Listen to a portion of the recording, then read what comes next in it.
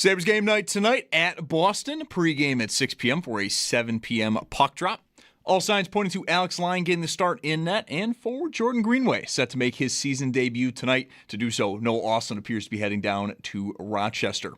10 other games tonight, some notables. Tampa hosts Dallas, that's going to be over on TNT. And Nashville is in Philly versus the Flyers. Both those games also at 7.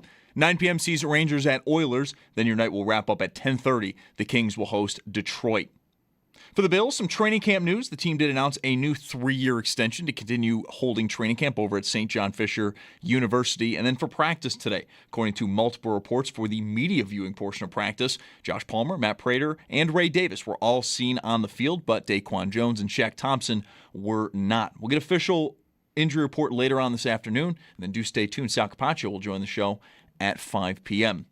Week 9, though, will get underway tonight, Thursday Night Football. The Dolphins do host the Baltimore Ravens. Kickoff at 8:15 over on Amazon Prime. You can also listen to the game, though, starting at 7:30 over on our sister station, The Bet 1520. And perhaps the biggest news for tonight, Lamar Jackson back in the lineup for Baltimore, the first time since Week 4, as he's been dealing with a hamstring injury.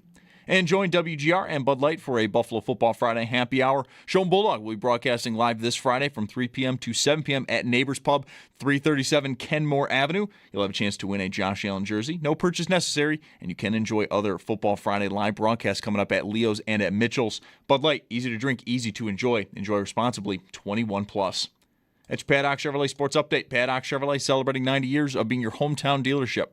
I'm Zach Jones for WGR Sports Radio 550.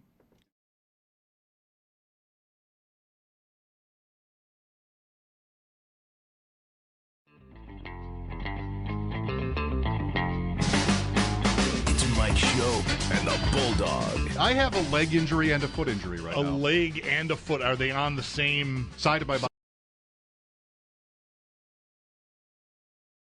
I think I got stung by another bee. Oh, come on. I think I did. When did this happen? Last night. Last night? Last night. Who knew? It's Mike Schopp. Huh. Just never thought about getting stung by a bee at night. I don't know. But there would still be bees at night. I guess. Not to sound like the flat earth thing. The bees just don't disappear when it gets dark. Okay, but I've never seen one at night. Well, it's dark. And the Bulldog. Maybe they would not be out at night, but you disturbed it, so it came out and said, hey, what are you doing?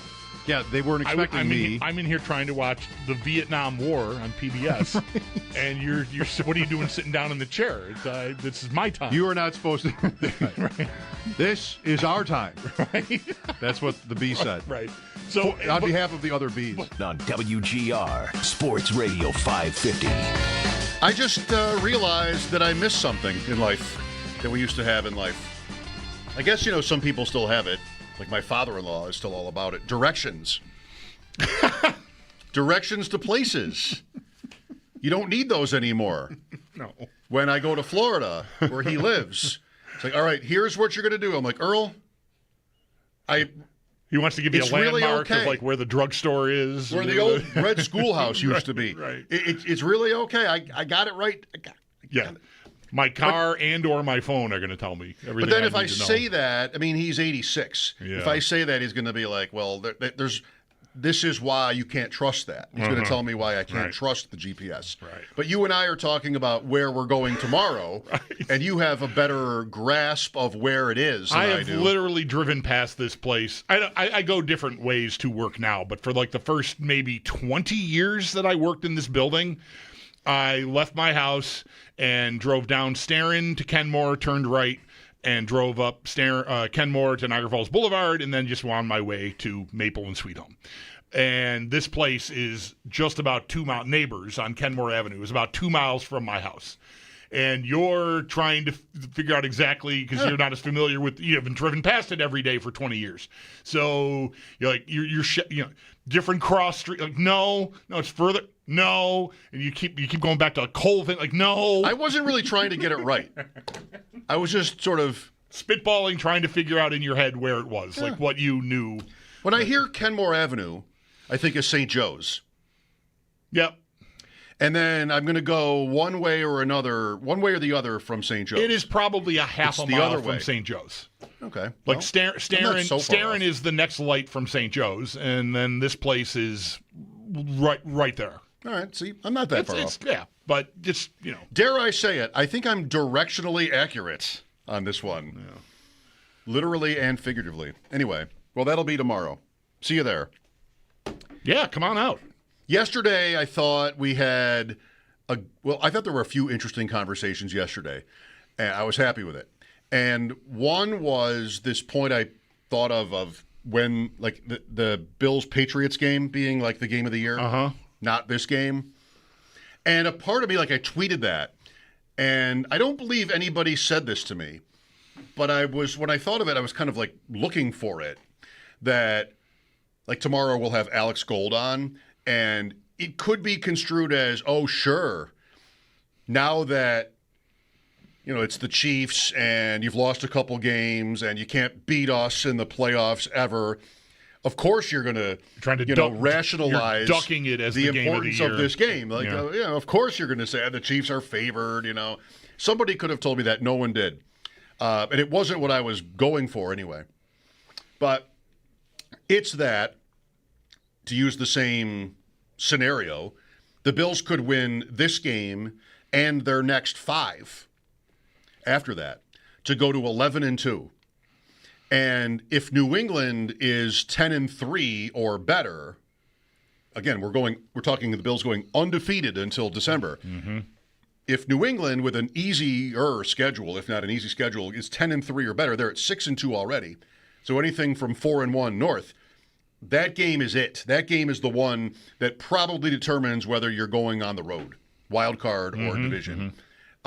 You might think whoever is in the lead after that game should get home. Although the Patriots also play Baltimore in that stretch, and maybe Baltimore will be good by then. They play the Ravens in Baltimore the week after hosting the Bills. But that's not the point.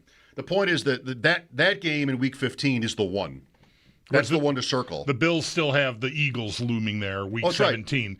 Where their other 2 games after that are Cleveland and the Jets. I don't feel like that's very daunting at all. But that Eagle game is, that's a big one. It's one that even if the Bills get to that New England game and pass them, that's a game that could draw them back in. And then we get to division record and other stuff because the head-to-head will be a split if the Bills beat them, right, to take the lead. But if that Eagle game could be a stick in the spokes. And that wouldn't even necessarily mean that the Bills would be in first if they're tied, because that would come down to common opponents and other things. It wouldn't even be that, like, to go 1-1 with the Patriots would be enough. But anyway, it's just to say, like, what the big picture of this season, it's kind of an obvious point, right? Like, what the big picture of the season has been about is home field, even the one. And you can't have that if you don't win the division, obviously. You're not going to play any home games unless there are a ton of upsets. So that's the whole point. Then I was thinking today, just sort of a random sidebar to that discussion. Would you rather that game, the Patriot road game, be this week and the Chiefs game be in Week 15? Is there any sort of, like, smart take on that? Not that, of course, like, anybody can do anything about that. Yeah. But how would you feel if – I think I would trade. I think I would rather the Patriot road game be this week and then play it out from there than have this kind of scenario, but I'm not exactly sure why. Yeah, I can't just, hearing this thought for the first time right now come up with a good reason to say I would. I do like a game for the division. I almost wish the New England game was where the Philly game is. 17. Yeah. Kind of like with Miami a few years ago when the Bills had to go down there and win. It was only 2 years ago, so not a few. It's a couple of years ago. And in order to seal the division up, and they went into that day not even knowing if they would be in the playoffs unless they won that game. If they would win it and be in, but they didn't. They could lose it and be completely out. As it turned out, by the time the game kicked off, both teams were going to be in, win or lose. Right? That's right. Right? I think so. There was that the game in Indianapolis at Jacksonville, and Jacksonville won by 100. Yeah. If that's right. I think that's right. Anyway, yeah. Well, I was just thinking about that. Like, yeah, I don't need to rush the New England game. I like if the division is competitive. I like December. This is it. That feels like how football should be. Almost any division I like when it comes down to, week 15 or later, even 16, 17, like I'm saying, that I would swap it for that Eagle game in a heartbeat right now if I could. Just because I feel like that's, I don't know, the drama builds and I'm here for that. All right, so you want the Patriots game on the schedule to be later than it is. Later than it is, and you're suggesting I kind of want it to be right now. Yeah. Because we really haven't taken calls on New England. And I know, I'm not begging for it because we've got Joe Ostrowski, Ian Hartitz coming up, Sal coming up, hockey game tonight. It's not like there's a lot. The windows are pretty small. But we really haven't, do you agree with this? We really haven't talked about the Patriot threat. And, whatever. That's right. Because it was mentioned, I think I said a few times in the run-up to the game, like, you lose this game, you're behind them. It's just going to happen like that. Like, you're chasing them. The game against New England. A game against New England, yeah. The first loss of the year. Like, as good as the year's going, suddenly you're in a spot where you're tied with them, and technically they're ahead of you now because they've got the head-to-head on you. But that was the extent of it. And then they lost, and it was just all about that they lost, not so much what the threat New England was. And then they lost another game on the heels of that, and then the bye. And, like, you're right, we did kind of blow past New England. I'll tell you why. I sort of was pushing back, I don't know, not hard. I don't think it was, like, aggressive even at all, on the game of the year moniker for that game, is because we're only halfway through the season, and it's still possible New England, as presently constituted, could still go pumpkin, even with the easy schedule. And that doesn't mean I think May is going to fall apart, but is he going to just play? Is he going to continue to complete whatever outrageous percentage of his 20-yard air yard passes or more? Is he going to continue to play like an MVP in his second year in the league? He might. I mean, guys do that. But they also, all the things that were said about them in the summer, like, they're the team that's coming, but how fast are they coming? Well, they've come a lot faster, right? I didn't think they'd be, forget about the rearview mirror. You're looking up at them. You're chasing them. And I would not have expected that. And I don't want to fall for what I thought in the summer still holding true, but how many really good players do they have?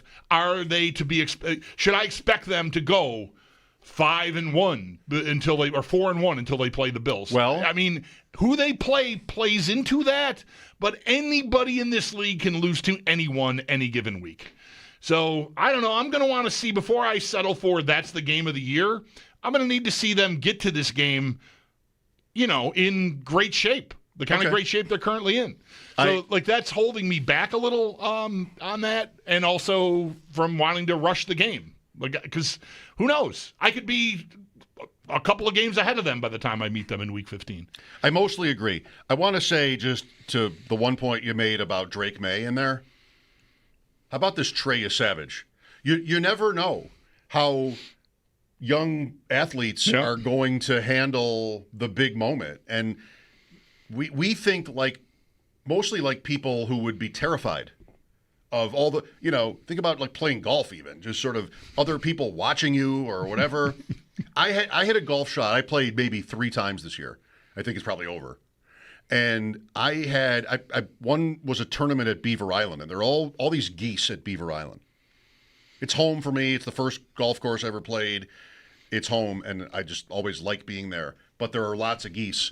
And I was playing with Sneaky Joe, and it was this one hole along the road, and there were 100 geese 50 yards out from me. Mm-hmm. And I hit the worst possible shot for this. Into the geese. Low line drive. Right. That just I felt like my odds were pretty good to pick one of them off. This is one of these things in life, by the way, where I kind of have flashbacks, not nightmares, but flashbacks to it, even though nothing actually went wrong. Like, I didn't hit a goose. This is not how the story ends. Mm-hmm. I missed. But I still kind of think that I could have, and it bothers me. So anyway, Drake, let's go backwards. Drake May, Savage. Pressure. Yeah, like the kid last night for the Blue Jays, can you imagine just like not succumbing to it? And maybe that's May, like maybe it's not. But the assumption sports fans make is that, all right, well, you're young and that's bad. I think somebody, maybe this isn't Josh Allen, but somebody with experience, much more experience, but some of it's negative, could be just as susceptible to faltering under the pressure. And I just tend to think in general that most guys are not going to falter anyway. Still, May, so they're 6-2. Would you take, let's say we're the Patriots, would you take 9-4? That's the record where the Bills would need to go 6 straight wins, 11-2 then by that, to be clear of a game against New England, tipping the division in the Patriots' favor. Did that make sense? If you're 2 games up and you lose, you're still ahead. Still ahead of them with 3 games to go. So you need to be 2 games up, or else a loss there is bad. 9-4, 6-2 now. Would you take that? Would you take this scenario? I think yes, but here are the games. Home to Atlanta, at Tampa Bay, home to the Jets, at Cincinnati, home to the Giants. Does 3-2 to the Patriots with 3-2 sound good in that block of games? I might think it's the floor. Tampa is, to me, easily the toughest game of those 5. They'll be an underdog? Where is that? Did you say in Tampa? Yeah. I would. I think so. Yeah. Tampa off a bye this week. Yeah. I think so. Yeah. Maybe they have everybody back. Atlanta, throw a coin in the air. I don't, Really? What are they going to be? Are they the team that took the Bills apart, or are they the team that lost 30-0 to Carolina and lost to Miami last week? What's your guess? I don't know, but that's what I'm saying about them entirely. They're a touchdown favorite. To me, they could. I would not be the least bit surprised if they lost that game. Okay. Fine. No, and I wasn't really prepared to be the least bit surprised if the Bills lost to them, because Atlanta, I thought, could be a division-winning type team. I think there is a lot of talent there on both sides of the ball, but they just, for some reason, have not really put it all together on any kind of regular basis. So, there's 2, right? At least Tampa, definitely. Then, I don't know. The Bengals, is Flacco still hot, or is he gone pumpkin by then? It's probably not Burrow yet. I would take it for sure. From if you're New England, you would take it. Oh, well, no. From my perspective. If I'm New England, I think I might. I think that's really all you need is 3-2. I think that's all you need. Yeah. For 9-4. Yeah. And then in terms of the AFC East, you need the Bills. Well, the Bills would need to go 6-0, like we said. That's what they would. If you put New England right now at 9-4, then unless the Bills go 6-0, they'll have to win that game, or else they're probably, a wild card team. There's still 3 games after that. Right. I don't want to sound too sure of myself about this. It's just that game has a bigger impact probably on where you're going to land in the playoffs than this one. I think, by the way, this one is more important to Kansas City than it is to the Bills, because this one is that would be 5-4 if they lost. And now you got to watch out, because you have Denver twice and Indianapolis and Houston and the Chargers. They could lose 7. They could not make it. That's how I would look at this game if I were talking about the Chiefs. They can't lose 7 games. They could be in real trouble if they drop this game. Yes. And right now, everybody wants to tell you how they're perfect. Right now, everybody's at Kansas City looks perfect. But these are all tough. At Buffalo, at Denver, Indianapolis, at Dallas, for what it's worth, Houston, Chargers, at Tennessee, okay. Denver again, Raiders. How should they expect to go in those, 7, 9? Used to be so easy. They're 5-3. Yes. You play 17. They have 9 more. Right. Sorry. Would Kansas City take 11-6? No. They're Kansas City. Right now, they would not. If they lose this one, they might. Yes.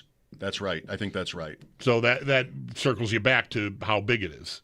And like to me, any game, if you want to continue to play the I want to catch the Colts game, then regardless of who you're playing, every game is massive right now to me for the Bills. And look, I don't expect them to go to the wire here without losing another game, right? I got to count on Indianapolis at some point to drop some games. They do have some tough games. Unfortunately, one of those is also against Kansas City, which, if they get you this week, then you might have a Kansas City problem, moving forward. But I want to keep the dream alive about the 1 seed, and dropping this game would make it really hard. Because right now I'm a game behind. Indy's played the one more game than me. They'll have their bye eventually. If I can stay right on their bumper here, then let's see what happens when they do get some tougher games. Because they have had a pretty cake schedule. The hardest game they had was the Denver game, and they got a pretty fluky win in that game, right? Yep. Mm-hmm. So, they were even with Denver, right? But they got the penalty. They easily could have lost that game. Yep. And they thought they had. Right. So I want to stay on their bumper. So I want to beat the Chiefs. It still feels like a super important game just because I need a W. And I would feel that way if I was playing Jacksonville this week. Really? Well, sure.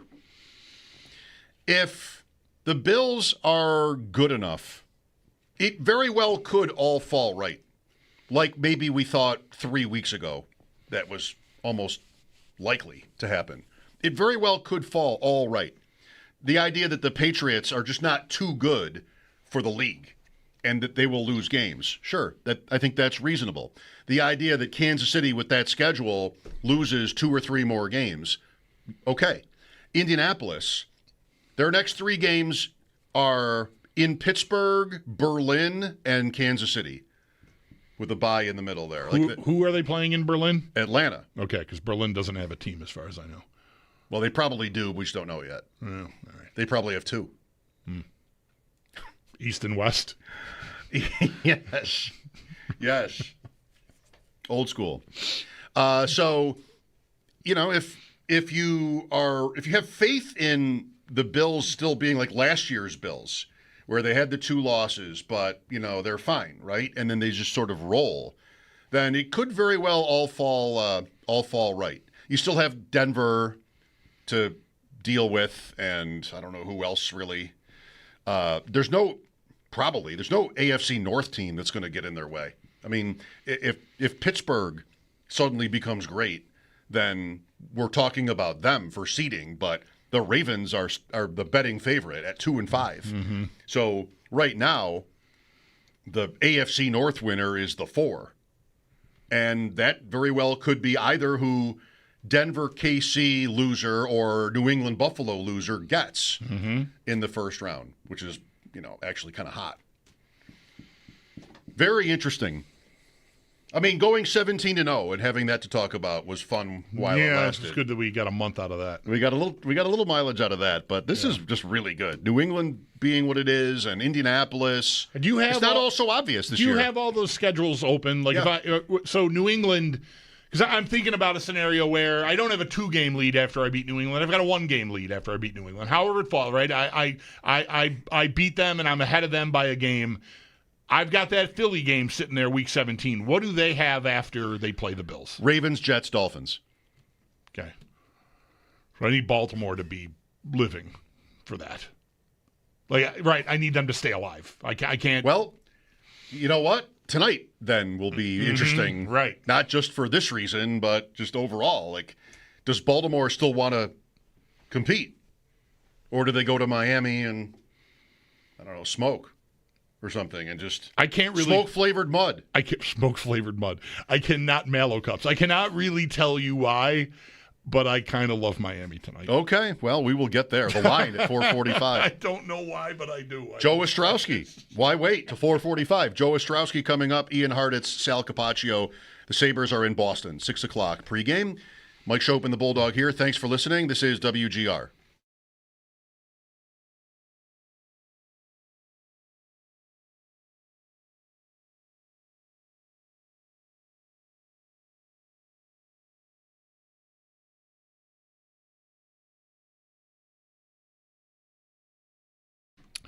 Folks, Bulldog here for Window Nation.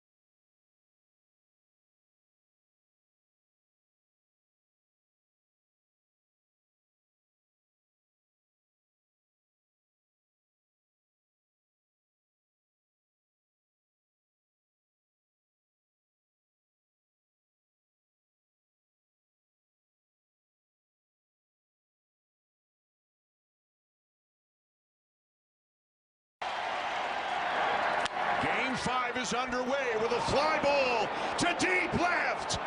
Gone! The first pitch of the ball game. And Davis Schneider has hit it out. It's one way to start it. The third pitch went out, too. Third pitch went even more out. Right. Blue Jays, 3-2 in the lead. Game 6 tomorrow night in Toronto. Someone in the room has a Game 7 ticket. But I don't know that I can go. I had to say yes. What are you even doing over there? I had to say have yes. a ticket, but I don't know if I can go. Come on. You've never been in this position? Like, there's a chance. And I didn't want to miss out. Yeah. So I said yes and even sent the money. Oh, wow. But I don't know if I can go. So Joe's a baseball. Joe Ostrowski with us on the Western. Joe knows all these. You know the feels here.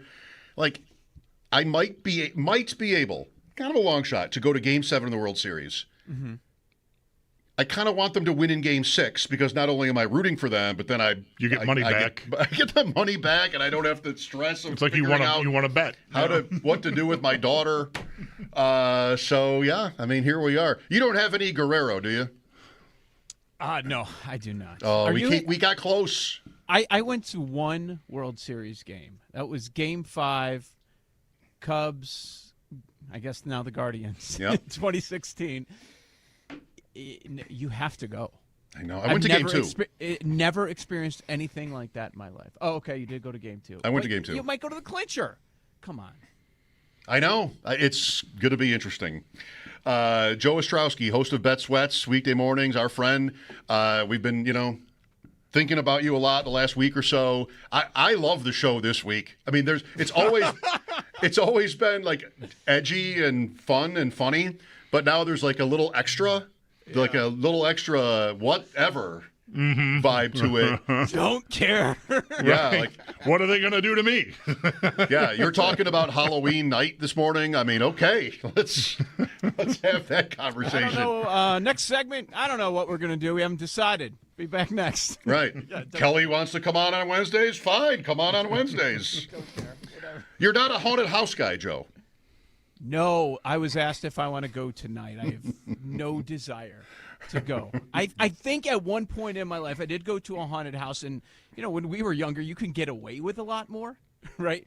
I somehow remember passing what looked like a cell and somebody grabbing my leg and never letting go, or at least for way too long. Since then, I haven't really been interested in going. Yeah, my daughter's been watching all the Scream movies this week, so she's getting into it. But yeah, my son, a bunch of their friends are going. I'm like, do you want to go? I'm like, well, do I have to watch Dolphins Ravens? No, I don't. But that's always been the excuse that I've had for the last 20 years. So Daddy's got to work. Yeah, right. I gotta work, I think. Yeah. So. Well, there isn't a Blackhawks game. You're obligated to. Wow. No. I think I went. I mean, it's like 3 generations ago, like a haunted house, and I don't remember really anything about it, but I have no interest in being. Nothing appeals to me less than being scared, like artificially. I'm scared enough. The world is bleak enough. I do not need to go somewhere to get my pulse racing or feel out of sorts. I mean, I just watch the news. Why do you need a haunted house when you have Twitter? Right. Yeah. I had a haunted house on my phone. Or HR meetings like I had an hour ago. Oh. Yeah. Yeah. Well, I was really happy to hear you wanted to stay, keep going with us. And when I heard Sam this morning mention anytime touchdowns on Thursday Night Football, like, all right, I know we're all set here because you had to come for this. Exactly. So I've got 2, and Bulldog, you and I have not talked about this. I don't know if you have a touchdown for tonight. I have made 2 bets. I'm on Likely at plus 280, I think it is. More routes, more snaps than Andrews. Like maybe better. Maybe Andrews is just like done. So they love their tight ends. I like Likely in this game, and really it's a little bit stealth because he hasn't done anything yet. And, I mean, are you sitting down, Bulldog, for this one? Here we go. at plus 3,500, I played Patrick Ricard. Oh, my Lord. He is good for a touchdown a year. Lord. It's like the sort of return of the Ravens. He's healthy now. He missed the first 5 games or 6 games, whatever that was, and they missed him. And Derrick Henry is like over under 90 rush yards. I think the market sees a game here where Baltimore does what it wants. And I think if they do what they want, Patrick Ricard at 350 to 1, or what, 35 to 1 gets in the, not that good. 35 to 1 gets in. Joe? I do the weekly show with Jason LaConfora, who covers the Ravens, and he has been harping on that injury being a big part of their struggles. That just because he's a fullback, do not overlook the impact of him. Was out there for 14 snaps against the Bears last week, none in the red zone. But for a long shot at 35 to 1, I don't think that's a crazy idea.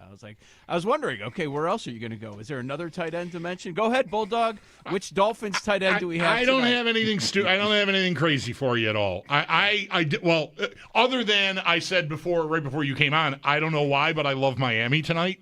Yeah, I heard that. so I mean, I'd love to know why. Isn't it? Yeah, I don't know. But Baltimore can't play defense. Is the start of it. So, and it's football. Like, it all lines up to me that, like, this would be a game that would go the other way just because it's the NFL and everyone's all excited Lamar is back. And I don't know. I think Miami should be able to move the ball on them. So, yeah, I like Waddle. I would bet on a Waddle touchdown or an Achane touchdown, and those aren't juicy odds. And I like Andrews for Baltimore because Lamar is back, and like that's been the classic go-to thing. And I can hear Al and Kirk talking about how many touchdowns do they have? Tight end and quarterback combinations in history or something. I don't know if they're even close to, certainly not going to catch Mahomes and Kelsey, tonight, I don't think. There have been a lot. But I like that as like a, return to form kind of thing from the Baltimore side. So I didn't get deep into the weeds on picking a long shot. That's where I went, Bulldog. That's where my brain went on Andrews at plus 185. I don't mind the likely one at all either, but I was just thinking, okay, so Lamar's making his return after missing a few weeks. We assume he's not going to use his legs as much because you get the extended rest after this. Let's just get through this game, get this win, stay in the hunt for the division and the playoffs, being actually a strong position after everybody else loses last week. What is going to make him comfortable in addition to handing it off to Henry most of the game? Where is he going to look? And while we've seen Zay Flowers really blossom, nice. That's where I went. What is going to make him most comfortable? I would say in the red zone, he's going to be looking for his buddy Mark Andrews. So that's what I was looking at as well. One that for a couple of years was hitting at a very high rate that we talked about today, that in the last month has not hit at all, is Henry longest rush. That has been a cash cow much of last year, and then it was hitting early this year, and then not even close most recently. I am wondering if he's going to pop one again. This matchup, Ricard back could play into that too. Right. We were saying this about Bijan, and then that game just got out of hand. Dolphins, they get out of the gates running, and then they never look back. But it's still the same matchup. I'm not looking at this Dolphins team and saying suddenly they have a strong defense, in particular against the run. So that's a high total for Henry. But if you are looking for a Henry prop, I don't think the longest rush is a terrible idea either. What's the number? It was 18.5 or 19.5. Okay. Somewhere in that range. I'm in Kelly in Vegas. I'm in this touchdown survivor of hers. You're Mr. Survivor. She's Miss Survivor, maybe, in the space. I have 4. You have to be a queen. Haven't you picked that up yet? I just remembered. Something with royalty. Did you not reboot your thing? You did. I did. I got to get in on that. I saw something, and I didn't react to it at the time because I didn't have my phone nearby. It doesn't have to be today if you want to wait until the weekend. It's a survivor pool for victims. Yes. She has a touchdown survivor, pick one player a week. I have 4 live entries in that, week 9. And I've never used Derrick Henry, which is probably good. I mean, he scored last week, but I've never used Derrick Henry. This is a good spot. Minus 230 I saw to score. what might be your number of entries you would use on him? So I hate going all the way in, and I'm not a big fan of even using, for your example, 4, using 2 of them. I don't know if you have strong opinions about other ones. I'm sure you do if you have much of the league available still. Yep, I do. I'll get there. I'd go at least 1. I'd go at least 1 with Henry. I don't know that I'd go 2. How have you been playing it? I'm going to do 1. That's what I have lined up at this point. The 4 meetings between the we got to get off this game. I'm sorry. The 4 meetings between the Ravens and the Dolphins with Lamar Jackson on the Ravens have all been weird.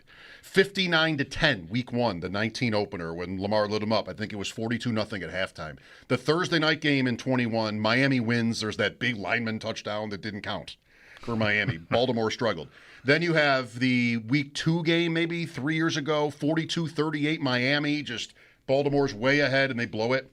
And then in 23, week 17, 56-19. That's got to be a scoregami. There have just been some crazy games between these teams for whatever reason.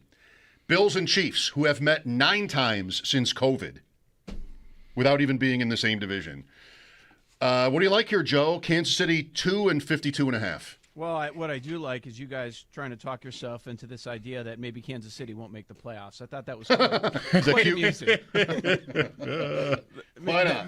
Meanwhile, they're looking like over the last 5 to 6 weeks like the best team in football. Hey, maybe they won't make the playoffs because of their challenging schedule, even though they're the best team in football right now. At least that's the way they look. The number's been hanging around 1.5 to 2 points. Kansas City as the road favorite. High total. A lot of high totals this week. You just end up looking at these matchups, potential shootouts across the board. There are 5 games where it's at least 50 points. But, in these Mahomes games, what usually happens is you get these high totals, you get all of that chatter about it being a shootout going back and forth, and then the under ends up hitting. Since 22 Mahomes games where the total is at least 50, 13-4 to the under. So something like that would not surprise me, especially the way that Kansas City's defense has been playing. The injuries certainly concern me with the Bills, the run game. So Andy Reid is probably going to lean into that a little bit. I'm not saying that it's going to be over. I'm not expecting one of those shootouts, but I'm leaning Chiefs. I mean, I told you guys right before this run started, I bet the Chiefs because of the number at 10-1 for the Super Bowl. Now maybe there's value there, but the betting market is saying no. If you look at people that do power ratings, they're like right now, forget the record that the Chiefs are the best team in football right now, and I understand why. Look at the explosion. As soon as those guys came back healthy or back from suspension, look at what they've been able to do. And then the unsung hero, the defensive side of the ball. They struggled in the first half last week, but just the way Mahomes is playing right now, it is the Mahomes that we got used to a couple years ago. Yeah, no arguing that, man. They look, to me, they're the scariest team in the league, I think, right now. Yes. The Chiefs. Well, somebody just bet plus 750 that they're going to miss the playoffs. So good luck to me. Did you? I did. Over here. I don't know. They do have 3 losses. I hear you. So how many is that going to take? What? 4 more for that to hit? Yeah, probably. And there are a bunch of teams you can rule out. I wonder what that number looks like if they lose this game to the Bills. Like how And Denver wins in Houston. Right. Or the Chargers win against Tennessee. Anything, right. Which It just will happen. starts stacking up. That number might get cut in half. How many teams, though, do you know will not make the playoffs? Jets, Dolphins, Browns, Titans, Raiders, 5. So I'm down to 11. 7 make it. I don't know. Jacksonville. Here's my question. You could look at both conferences if you want. Okay, if you go outside the top 7 currently, KC's the 7th seed. Mm-hmm. Who's fighting their way in? So everybody's saying the Ravens this week. That's the easy one. Swap the Ravens with the Steelers. I don't think it's a far-gone conclusion, but that's the easy one that everybody's running to. For both conferences, I don't know if there are many other candidates. No, that's right. That's a good point. Yeah, NFC especially. Bears, Panthers, Cowboys, Falcons, Vikings. All these teams are 3 and 4. Are they catching San Francisco? No. Dallas. Too. Or, I don't know. Jaden Daniels has to come back now and look great. Good luck with that. Washington, yes. Before you go, Joe, so We already covered Henry. This game. World Series? World Series. Thank you, Bulldog. It's where we started. You go. have a ticket. You're not sure you can go. There we go. Yeah. What do you like? I mean, is Toronto's favored now, or is it close? For the series? Yes. Yes. Dodgers are favored game 6. Toronto is favored for the series. It's Toronto minus 250 for the series to take one of these two games. Now, as far as game 6, I think most observers are looking at it and saying there's going to be a game 7. Right. And that's with Yamamoto and what we saw last time, what we've seen throughout the playoffs, and pushing on him to go against Gausman. So the number right now is it's been going up throughout the day. The Dodgers are getting bet. It's minus 140. Dodgers as the road favorite. The total is sitting at 7.5. Vladdy is your favorite for the World Series MVP, minus 200. Ohtani, a couple games ago, he's minus 500 for the MVP, and now he's plus 220. So what the betting market is saying, look, if the Dodgers win, it's going to be Ohtani. If the Blue Jays win, it's going to be Vladdy. I agree with that part about the Blue Jays. However, Dodgers win twice. What if it's somebody else? What if it's somebody who hasn't done anything the entire series and they end up being a hero contributing in both games? It wouldn't surprise me.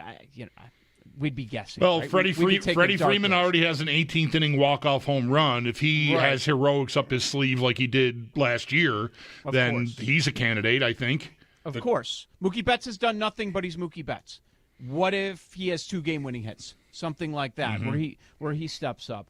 On the Dodgers side, even though they have Ohtani on their side, if it's not him, boy, it could be somebody else because they'll be caught up in the moment. They'll be voting last second, end of Game 7 if the Dodgers end up taking both, and I could see something happening. But, yes, most likely it's Ohtani, Dodgers, Vladdy, Blue Jays. There are some guys on the Blue Jays that have a higher average, that have just as many home runs like Kirk. Barger has higher average, higher on base, OPS, all that stuff, but just not getting the love. The story is Vladdy right now. Right, the story. That's the thing. What would Yamamoto need if he has another game like Game 2? Now, it's not the clincher. They would still need Game 7. Maybe they would need to just kick the Blue Jays around like 10-2 or something, and there's no dominant pitching performance necessarily. Maybe those two, if he has another complete game, it just shuts Toronto down. They need to win Game 7 3-1. Okay. And he doesn't pitch. Right. Like, I'm always attached to the Bumgarner idea. That's Come what I in want late. on Bumgarner. Right. But the Dodgers don't need him for that, unless it goes 18. Right. And he was going to come in the 19th inning. Right. Like, they have Sasaki. They don't need to use Yamamoto on Saturday, I think, or else I would be in on that. Yeah. There's nobody else I think wins. Unless it's 18 innings. It's got to be 18 innings. Yeah, you can go to Ohtani. I think you're right. Now, in the last few days, Yamamoto's been bet. It goes to 30 to 20 to 15, and now it was 13 this morning, 10 at some other spots. I don't see it. Even if he's dominant in Game 6, I think you need that third game for the pitcher to win the award because they're winning some other way. There's some other. If it's a Game 7, they'll find a hero who's done something else throughout the series. But we're talking like it's a Dodgers World Series, guys. The Blue Jays are 1 win away. You need Ohtani to bomb, like 1 for 9 in these two games, so that the voters can't vote for him. Because if he pitches, come on, it's going to be tough. Yep. Yeah. Great stuff. Thank you, Joe. Thanks, guys. Talk next week. Joe Ostrowski, Bet Sweats, Mike Schopp and the Bulldog with Ian Hartitz at 4 here on WGR.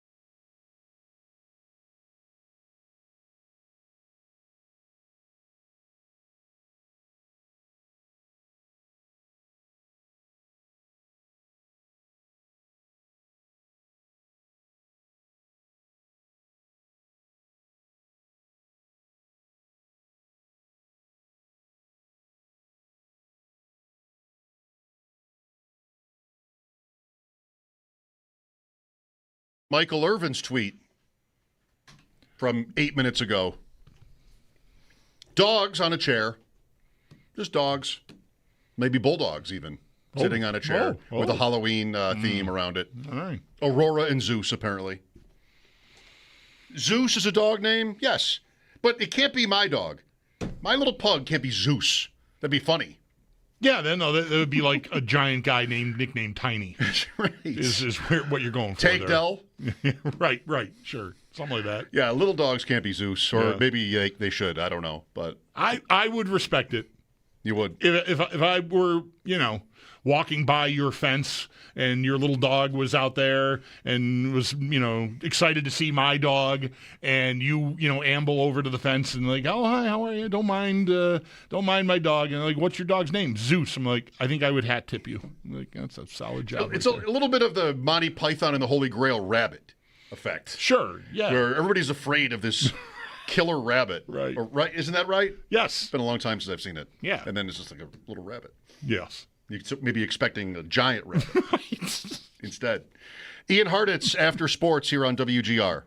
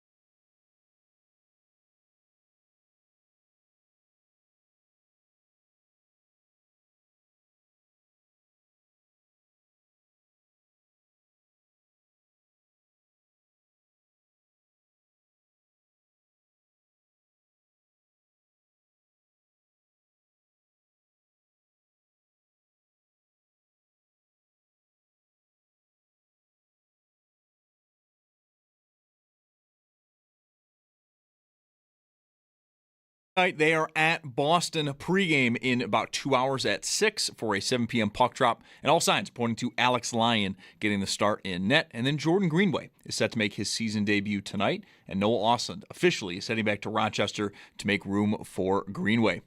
10 other games tonight, some notables. Tampa hosts Dallas, that's going to be over on TNT. And Nashville's in Philly versus the Flyers. Both those games get going also at 7. 9 p.m. sees the Rangers at the Oilers. Then the night's going to wrap up at 10:30. The Kings host Detroit.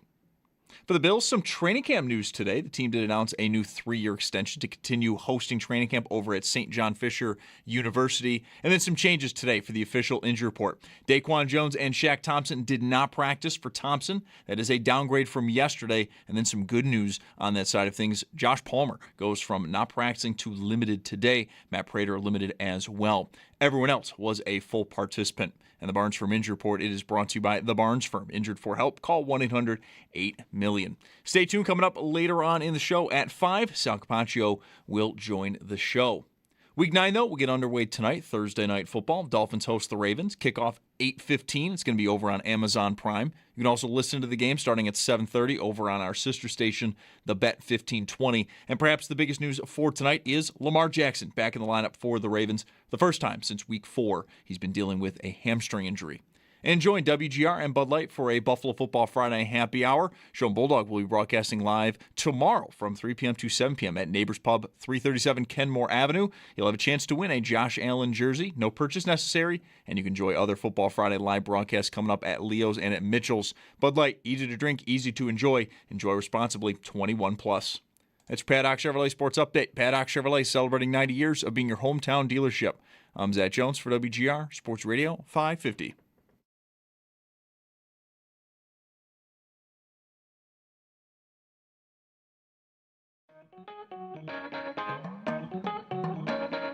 It's Mike Schopp. Last night at 12:30 in the morning, I ate a can of mushrooms. I did. Pieces and stems, if you're wondering.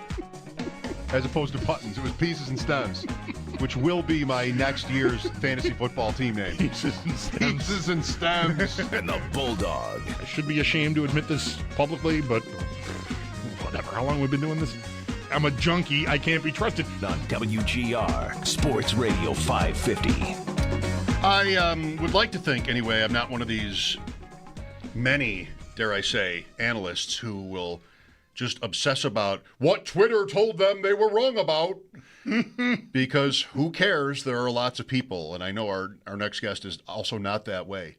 But I do get a little bit sensitive when we talk about James Cook, because it really, you've had to drag me to he's great or even really good or whatever, like elite, anything of the sort.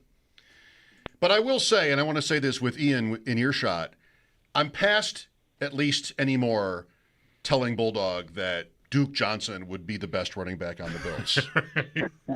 There was an era. There was a Duke Johnson era in this room. Not entirely with the Bills, but Mike was. A lot of people in the fantasy space were enamored of Duke Johnson. No Never one more gets than a Ian. chance, right? No one more than our guest, Ian Hurtitz. Is that right to say? Do you think? I'm sorry, guys. Is believing in the U's all-time leading rusher all of a sudden a bad thing? Come on now. Think about all the great running backs that I've been through that university. No one had more career rushing yards than Duke Johnson. But, no, man, it is one of those funny things where, the great minds of Bill O'Brien and freaking, who was it, Hugh Jackson apparently, covered the world, and everyone thought that they knew what was right to do with my guy Duke. So unfortunate, but I guess I can't admit that James Cook been just a little bit better than Duke, and by a little bit. I mean, a whole lot, looking like one of the best running backs in the league this year. And they were here together. Johnson finished, that was the last we saw of him in the NFL, was one game 3 years ago. Cook is doing it again, Ian. This is at least 2 years in a row, where if you drafted him at cost, this year that would have been late third, early fourth on Underdog. I mean, that's a home run. Yeah, and, I think people were a little bit worried about the contract situation in the offseason. And as we've kind of been learning more and more over the years, it really does seem smart to go ahead and just fade, those value drop-offs when you have the uncertainty going on in the offseason. So, honestly, this is a surprising thing for me with Cook. Obviously, I think we all thought that he was going to be awesome on the ground as long as he was out there, and he has been. But just complete zero in the passing game recently, guys. I know Ty Johnson's awesome, but my goodness, this dude does not have a single reception now over the course of their last 3 games. Got to go all the way back September. So I saw today that Kyle Juszczyk has more targets than James Cook this season. So I know he's dropped some of those wheel routes for touchdowns over the years, but I also remember week 1 when he took a short little pass in the flat and turned it upfield for like 51 freaking yards against the Ravens. So I would like to see a little bit more creativity in the passing game out of the Bills as a whole, because, hey, as great as Khalil Shakur busting a random screen for 40 yards is and James Cook doing his thing, I just feel like when you look at this passing game, man, everything is just kind of very hard, and it's just all kind of about Josh Allen buying some time and making some crazy good stuff happen, which, hey, is cool, but I just think that, I would like to see, I should say, Joe Brady leading into some of the talents of his weapons even more. And, I think that goes for James Cook, Keon Coleman, even Dalton Kincaid, who honestly has been the most efficient option, yet still can't get a full-time role because you got to keep, Dawson Knox involved. Yeah, or he can't. Maybe they don't trust him to stay healthy. We're not sure exactly what is going on there. Ty Johnson has 2 catches this year, Ian, by the way. I mean, so the best third down back in the league, as dubbed by Josh Allen. There's not a lot happening there. I hope his blitz pickups are really good. You and I both thought Cook was in position to get targets last week. I thought so too, yeah. Because there was off a bye and they'd lost 2 games. And there was all this narrative in the last game they played against Atlanta, blitzing team, like mix in some just swing passes or wheels or screens or whatever, like get the running backs involved and try to survive this onslaught of blitzes, and that never materialized in the Carolina game for Cook or anyone at the running back position. They don't throw to the backs at all. That's it. And look, they're the 4th-ranked scoring offense. They scored 30-plus points in all but 2 games this season. Rich man's problems we're talking about right now for sure. But, hey, this is now the status norm, for the Bills. They're one of the best teams in the league. They have been for the last 5 years. So I do think it's fair to, go in and just try to scrutinize things a little bit. I mean, guys, I'm a diehard Ohio State fan. They call all of us, the lunatic fringe over here. Shout out Kirk Herbstreit, because of how we just cannot take a win, at face value. It's always like, well, we could have been a little bit better at this or that. So I know it can be, a little bit whiny when I'm complaining about the usage of someone like James Cook or Ty Johnson. But, again, expectations are so high, and I just want to finally see the Bills get over this hump here when the games really start to matter in January. With Ian Hartitz, it has not happened for Keon Coleman. And there was, certainly some optimism, if not hype, for him in the offseason. By the time the draft season ended, I was buying into it. I was never like a Coleman guy, but I was buying into – he's going to mature and be more of a focal point of their offense. Has not happened. Maybe in either case. I fell for all of it in the summer. Yeah. So I don't know. Like, is there, as you plot out the second half of your fantasy season, is there any Bills pass catcher, including Coleman, conceivably, that you want to have on your team? I guess in Keon's defense, he was being drafted as a boomer bust, wide receiver 4, wide receiver 5, and that's what he's been this season. I think he's like the wide receiver 50 in PPR points per game. Yes, a lot of that came in one game against, the Ravens there, and we've won a lot of it in the second half. But you know what? That same sentiment is pretty darn true, for Travis Hunter and the most of his production coming in one half as well. So, I do think Keon sometimes gets the shorter end of the stick. But I've just been surprised to see, again, going back to kind of Joe Brady and the offense's lack of creativity. I mean, Steve Smith, I know recently has kind of gone on blasting Keon and all this for not being able to win off press or outside. So, yeah, maybe make life a little bit easier for the guy that you thought enough of to draft, with the 33rd overall pick. He's only had actually 35 snaps all season from the slot. I've always thought that his best role kind of would be more so as that big slot. So I just don't really feel like the Bills are really playing to his strengths as much as they could. So, again, offense as a whole is doing just fine. But, no, it's been Khalil Shakur really emerging once again as the best wide receiver in Buffalo. And it kills me, guys, because obviously Khalil is just arguably the single best wide receiver in the league in terms of yards after the catch.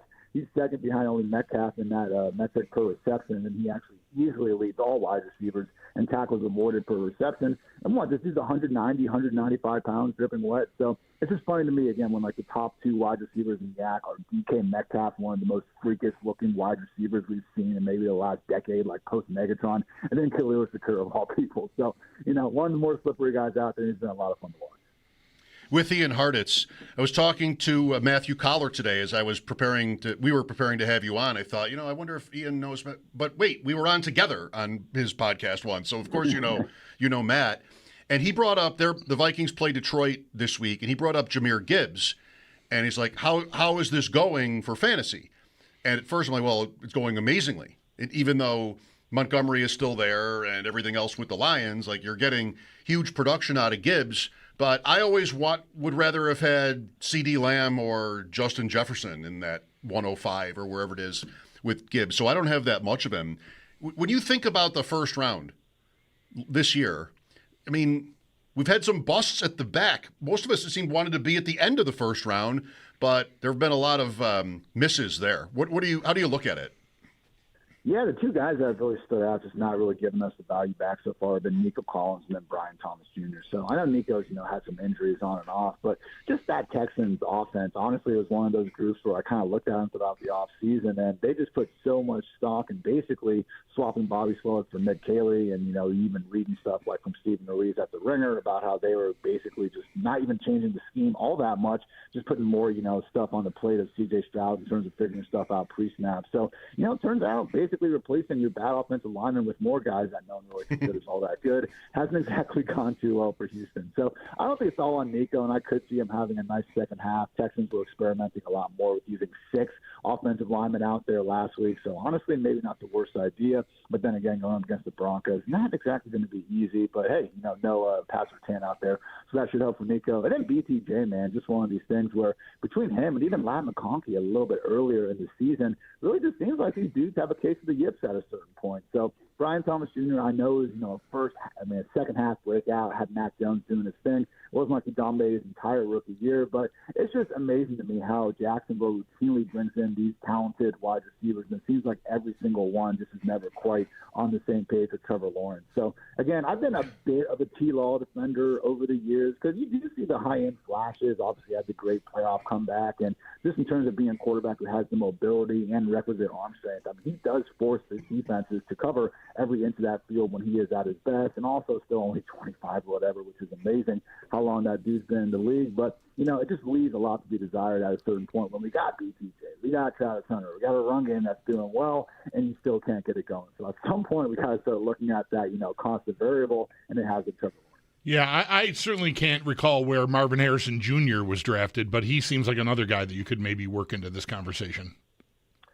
Yeah, I will say, though, I don't think there's been a bigger overall bust than Travion Henderson. As someone who, unfortunately, was trying to beat that drum, really is disappointing. Yeah. So, huge L on my part and everything. But I also look at the Patriots at a certain point. It's like, you guys saw enough of this guy to draft him as a top 40 overall pick, and now we got Terrell Jennings, seriously taking carries away from the guy at the end of games. So I think the book on Travion was almost like, okay, and I honestly, as, again, someone who watches every Ohio State game, thought that this could be true. They brought in Quinshon Judkins for a reason, but maybe Travion isn't big enough or isn't strong enough to carry that every down workload in the NFL, and obviously that hasn't been the case. But to just see them go, again, multiple games, not even throwing them the football, not even giving them the sort of gadgety touches that you would think at least Josh McDaniels could get going, that's been the most shocking part for me. So, hey, when you got Drake May under center, everything's been just fine anyway for New England, but that one with Travion, just not even getting, 8 to 10 combined carries and targets per game, really can't figure that out. I still want to be hopeful there for this season. I mean, he did give you some production last week. Stevenson has a toe thing. He's not practicing today either, apparently. And they're a touchdown favorite. They're going to be a favorite a lot. Their schedule is cake. I don't know. Hopefully, for Henderson's sake, he becomes one of the many, over the years, the many rookies that just have to take their time.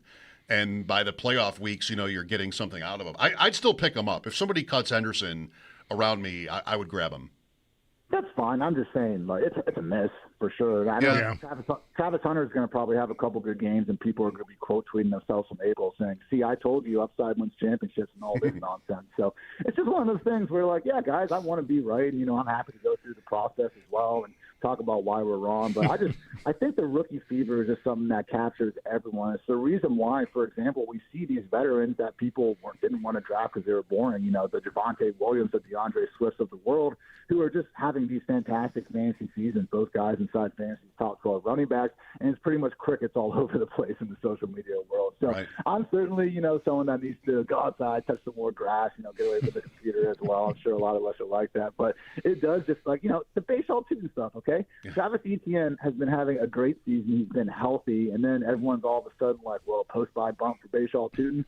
Under what reason? What has this dude done for how explosive he's supposed to be? He's got the most carries in the league without a rush of 10-plus yards, and I'd argue even Quinn Allen has looked a little bit better on pass down. So, again, all due respect to everyone, trying to grind these rookies and having a fun, pre-draft process and everything. But I just think it's this, addiction to trying to say, like, oh, look how right I was 6 months ago, when at the end of the day, I think we all just want to talk some ball. Like, again, it's ridiculous to me that we're on Sundays watching, modern-day gladiators play 11-on-11 football, constant car crashes, like the best sport on the planet. And a lot of people's first takeaway is like, oh, yeah, I remember when I said this 5 months ago. I'm not on the talking part, but I'm so guilty on the rookie part. I'm so guilty. In our defense or my defense, it is important to know, a lot of the ADP chasing that I do, that's revolving around best ball and their $1 million tournaments, and you need the guys who are going to play at the end of the season, and there still is that. But, Evan Silva, Bulldog, was on Bet Sweats today, and I love Evan. And, it's that Jack Nicholson meme where he's just nodding and smiling, because Evan's right there with exactly what Ian just said. Bashal Tootin, post-bye week bump.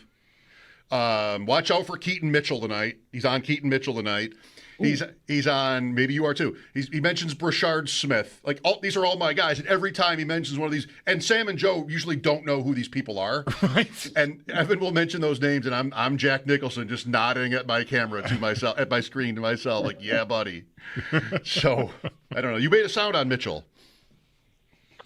Mitchell, whatever, man. He'll probably get a few touches here and there. I mean, I still think it's Henry and Justice Hill. The Brashard Smith thing's another funny part, though. Would you guys, all right, just based on what you've heard and your feelings about it, I mean, would you imagine that Kareem Hunt, slow, old, boring Kareem Hunt, why is slow, old, boring Kareem Hunt averaging an extra yard per carry than Brashard Smith if he's so freaking electric out here? So, I don't know, man. Again, it's just the first half of the rookie years. Obviously, these guys get better in the second half and everything. But I just, put some respect on these 27, 28-year-old running backs' names, man. I'm tired of it. You're right. Javonte Williams, I mean, we all had to have Jaden Blue. At least Evan didn't get, well, maybe he did get to Jaden Blue today. Bills Chiefs, Ian, what do you think? What do you think happens? I think the Bills win this one because they almost always beat the Chiefs in the regular season. I mean, Josh Allen 4-1 against them. Really, though, it just comes down to what's going to happen in January. As much as everyone loves to say, oh, Josh Allen, Lamar Jackson can't win the big one. At some point, you got to look at this Bills team like you're run by a defensive-minded head coach, Sean McDermott, and they just cannot get a stop when it actually matters in January, guys. So the Bills versus the Chiefs. Again, they've had 5 regular season games and 4 postseason games over the last 5 or 6 years. In the regular season, they're averaging 26 points per game. Postseason, they're averaging 28 points per game. Josh Allen's production is up. He's throwing a ton of touchdowns, not turning the ball over too often. The offense has been fine. In the postseason, though, the Bills are averaging 35 points per game allowed against the Chiefs. That's up 2 entire touchdowns compared to the regular season. So you got to tip your hat to Patrick Mahomes and all those guys in Kansas City. But goodness gracious, even last year, just the efficiency that a bad, relatively bad, I should say, Chiefs passing game was able to have. At some point, got to look at the man up top and say, hey, what is it exactly that you're doing here if you can't get that defense on its right track? Right on. Thanks for today, Ian. As always, we always love having you on, and good luck in Week 9. Fun time, fellas. Talk to you later. Okay, Ian Hartitz, Fantasy Life. I mean, you know what? Another example of that running back point would be Ray Davis. At this point, year 2 of Ray Davis. Yep. Brashard Smith. Okay, fine. This is Kansas City. Davis hasn't really done a thing. No, I mentioned Ty Johnson has 2 catches. Davis has 3. And Cook is killing. 12. He has 12 catches, Cook. But, obviously running the ball, Cook is doing great. Nobody else is running the ball, Allen. But, yeah, Davis, I would have thought Davis would be I don't know, a couple hundred yards by now. I thought he would get a lot of work, and it would be effective. And I don't maybe he'd be getting more work if it was working when he gets work, right? But it's not, and so it's kind of one and done usually with him because it isn't popping. 22 carries for 46 yards and 2 first downs. I don't know. It's weird for as effective and efficient as they are running the ball. and Allen's impact on that. It's weird that Davis has not done really anything when given opportunities. Again, they're minimal, but still, you got to earn that. You got to have to do something when you get the chance, and nothing's. Is that the one catch and run in the Atlanta game that was a nice play? And Ty Johnson's a ghost too. Like, at least production-wise. I mean, he's on the field for these, third downs and 2-minute drill type stuff, but just nothing happening there. 803-0550 for your calls. Got a window here. Sal will join us at 5. The Sabres are in Boston. Second trip this year already. Paul Hamilton will join us to start our pregame coverage tonight at 6. Lines open. Mike Schopp and the Bulldog, WGR.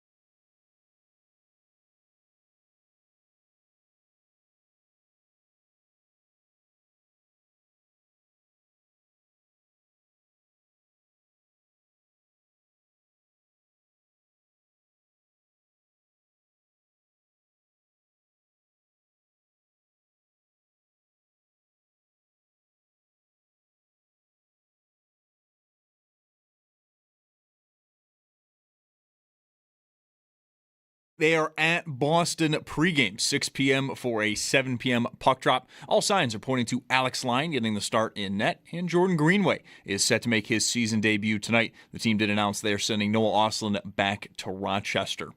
10 other games tonight. Some of the notables include Tampa Bay hosting Dallas. That game will be over on TNT. And Nashville's in Philly versus the Flyers. Both those games at 7. And your night will also wrap up at 10:30 as the Kings host Detroit. For the Bills, some training camp news. The team announced a new 3-year extension to continue having training camp over at St. John Fisher University. And then some changes from yesterday's official injury report. For today, Daquan Jones and Shaq Thompson did not practice. For Thompson, that is a downgrade from yesterday. Then some good news on that front. Josh Palmer goes from not practicing to limited today.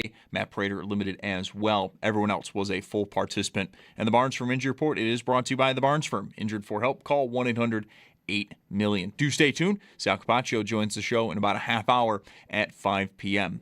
And then Week 9 gets underway tonight with Thursday Night Football. Dolphins host Ravens. Kickoff at 8:15 over on Amazon Prime. And you can listen to that game starting at 7:30 over on our sister station, the Bet 1520. And perhaps the biggest news for tonight, Lamar Jackson back in the lineup for the Ravens the first time since Week 4 when he suffered that hamstring injury. And Sports Talk on WGR is presented by Paramount Plus. You can't count on much, but you can always count on Sundays with the NFL on CBS and Paramount Plus. Watch your local NFL games live every Sunday, all season long. Visit ParamountPlus.com/NFL to get started today. It's your Paddock Chevrolet Sports Headlines. Paddock Chevrolet celebrating 90 years of being your hometown dealership. I'm Zach Jones for WGR Sports Radio 550.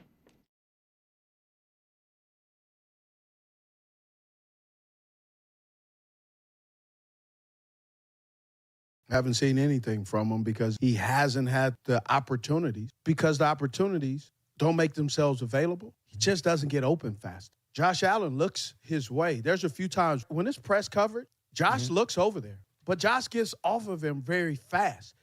And some people say, but like they do, jump in the comments and they say, well, he was open on this play, but Josh got off of him. Yes, that means he's taking too long. That means the quarterback doesn't have confidence in your ability to get there. Steve Smith.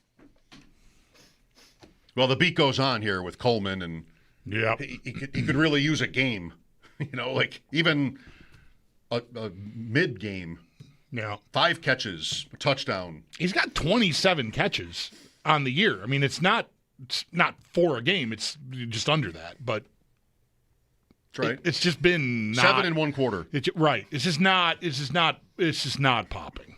I don't know that he doesn't need to be the brunt of the criticism necessarily, but I guess, whatever. He was the guy drafted to fill a spot that was vacated by Diggs, and it's not happening.